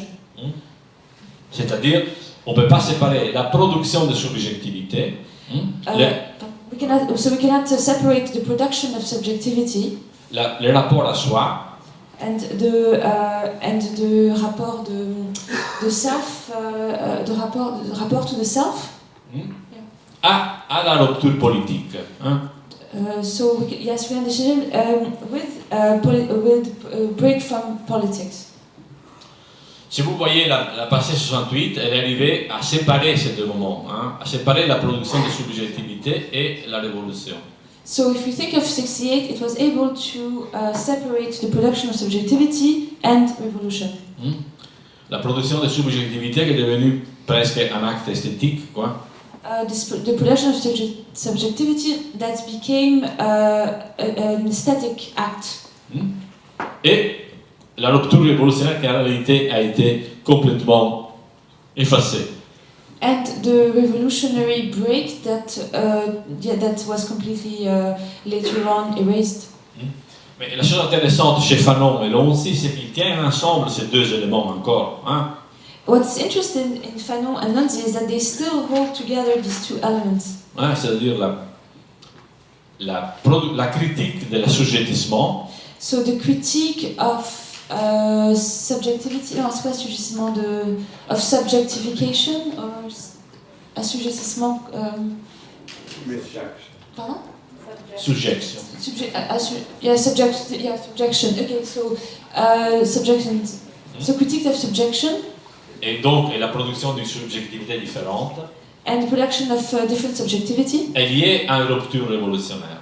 So the subjection of subjectivity is related to a revolutionary rupture. Yeah. Donc, pour moi, penser la politique au présent, ça veut dire penser de façon différente la révolution. Voilà. So to think about politics differently is basically think about revolution, different kind of revolution. All of which is modernism, right? It's all new, new, new. You're a modern. You didn't escape. And when you're not a modern, you're a romantic. It's all about subjectivity. That's the 19th century. This is the past. You think the accelerations of the past, and I agree. What you're also offering is the past, not the present. Mais non, mais c'est pas vrai. C'est la question que pose Fanon. Hein? Fanon dit le problème, c'est que pour les noirs, c'est un produit du blanc. C'est un produit subjectif du blanc. Fanon s'est dit la femme, c'est un produit de l'homme. Hein? And on that we agree. You know. So basically, we're just still a modern and still a romantic. So so Maurizio disagrees because according to Fanon, the subject of the black is a creation of the white, the same way the category, let's say, of women is created by men. Le problème, c'est les changements. Hein? C'est ce changement-là qui est radical. Hein? On ne peut pas les penser différemment, mais il faut les penser comme une rupture révolutionnaire. So this has to be thought of, differently, and that would be the revolutionary. Je vois pas qu'est-ce qu'il y a de romantique là-dedans. Il n'y a pas de romantisme. Thought differently, modernism. Right? We're not out of the space. Like this, let's not kid ourselves. But one thing I completely agree with is the break with dialectic in Fanon, in 20th century feminism. Yes, like this is progress. So we are both non-dialecticians, and that would be the point of convergence. So I think I know what is romantic. Can I ask you a question? I mean, for Lazzarato, I have a hard time to unpack and situate what is a now.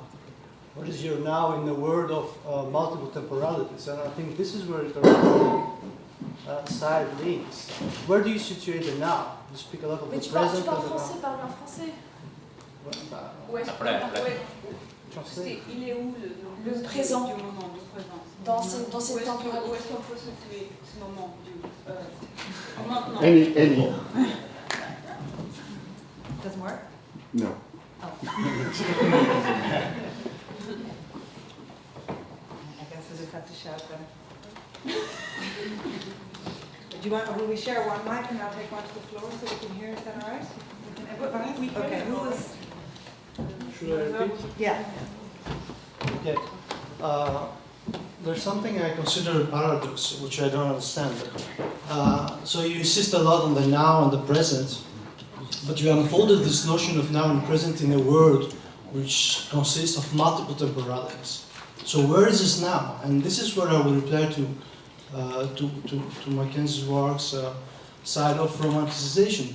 This is what I consider being the romantic side of the now, because how do you situate it? For who now and for when now?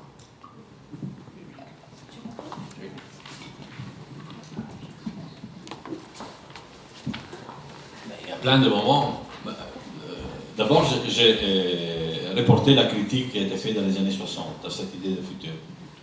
There are different moments. First of all, I was talking about this critique of the 60s that's made of the future. Et après, il y a la possibilité, dans le présent, de réouvrir cet espace de critique. And then there is the possibility in the present to open up this space for critique. En 2011, il y a plein de mouvements qui ont réouvert cet espace. So in 2011, many movements reopened that space for critique. Dans le monde entier, du Moyen-Orient à l'Europe, à l'Amérique. So in the world, from the Arab Spring to Europe or in the States. Et là se pose la question, quoi faire. Hein, ce sont des choses réelles. Comment c'est apporter cette ouverture d'espace, de possibilités. And this is where the real question is: how do we comment se rapporter? How do we sorry? Relate to? Yeah, yes, exactly. How do we relate to this space of change? Alors, on peut se rapporter, comme disent en réintroduisant le futur. So we can relate to it by reintroducing the future. Hein, ou rester fidèle à la critique du futur qui a été faite en 68. Or to stay, remain faithful to the critique of the future that was made in 1968. Il n'y a rien de romantique, au contraire. Il y a un problème d'organisation politique qu'il faut penser, pas de romantisme. There is nothing romantical at all. It's a problem of thinking of political organization that matters now. D'organisation politique interne et d'organisation politique contre. Hein? Être ensemble et être contre. So it's a political organization internally and as an act of against or so to be together and against. Oh, ben, je trouve rien de romantique, mais je ne comprends pas pourquoi ces trucs sont romantique. Je ne comprends pas. Peut-être je vais poser la question en français, après je peux le faire en anglais pour le public. Au niveau phénoménologique, je suis d'accord avec toute votre description. Mais philosophique, j'ai un problème avec le structuralisme qui est dedans. Structuralisme qui est dans votre analyse. Il y a un structuralisme. C'est quoi? Un structuralisme? Oui. Centralisme ou structuralisme? Structuralisme. Structuralisme. Oui. La machine, c'est un concept totalisant. Et vous parlez d'association de noirs, de femmes, mais pas sur la formation de leur voix, Vous parlez d'une organisation contre la structure, mais vous ne parlez pas sur chaque la subjectivité qui se développe à l'intérieur déjà. Et typiquement, c'est pas honnête que je vais faire. Hier, la majorité était noire ici. Aujourd'hui, la majorité, tous sont blancs. Et c'est pas par hasard. Bon. Je vais le dire en anglais. Oui. Bon, moi j'ai dit que... Ah, en anglais. Sorry. It's always difficult to switch. I said that I agree with all the descriptions of the phenomenon on the phenomenological level, but philosophical I hear a kind of structuralism in the analysis. The machine, it's totalizing concept. And there's missing subjectivity. There's, I hear about subjecting noirs, blacks and women. I don't hear about the way they develop their subjectivity. And then I said something very dishonestly because it's that today it's a white public. Yesterday it was a black public, and that has to do with the difference of discourse. Bon, on a des références différentes. We have different references. Le concept des machines a été pensé par Félix Guattari contre le structuralisme. The concept of machine was created by Félix Guattari against structuralism. C'est-à-dire que c'est la sortie même de Deleuze du structuralisme a été faite par le concept de machine qui a été écrit. Donc machine et structure, c'est un article de Félix Guattari 67. So even Deleuze got out of structuralism through this idea of the machine. There is an article, it was this famous article by Félix Guattari in 1967, which was Machine and Structuralism. Donc on a essayé de penser une ontologie de la machine contre l'idée de structure. So it was a thinking of the ontology of machine against the structure. Deuxième chose, voilà, on pense comment comment j'ai pensé la rupture et la subjectivation, hein, elle est en dehors de la pensée structuraliste. So the way I think of the rupture in subjectification is outside of structuralism. La rupture, c'est rupture de la causalité historique, hein? C'est rupture de la causalité structurelle. The rupture is the rupture of the historical causality and the structural causality. La rupture fait émerger quelque chose qui dans la structure n'existe pas, qui crée à nouveau. So the rupture brings something out of the structure that did not exist. It's something new that emerges out. La rupture crée de nouvelles possibilités, des possibilités qui n'étaient pas dans l'histoire. Hein? So rupture creates possibilities that were not present in history. C'est ce qu'on appelle une théorie de l'événement, hein, si vous voulez. Hein? So this is what we would call the theory of event. Mais ça, on pourrait discuter à la fin. La deuxième chose, c'est que peut-être je me suis mal exprimé, mais je disais exactement le contraire de ce que vous avez affirmé.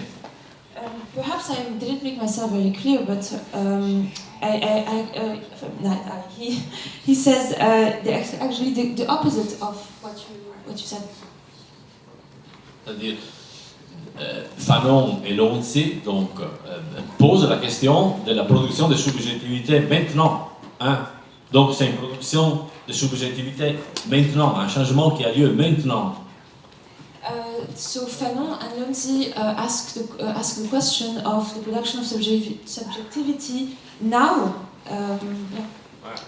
Ils disent cette production de subjectivité ne peut pas se faire à l'intérieur de l'organisation des mouvements ouvriers. Donc on s'en va. So basically, this production of subjectivity cannot be made within the labor movement. So we are getting out of them.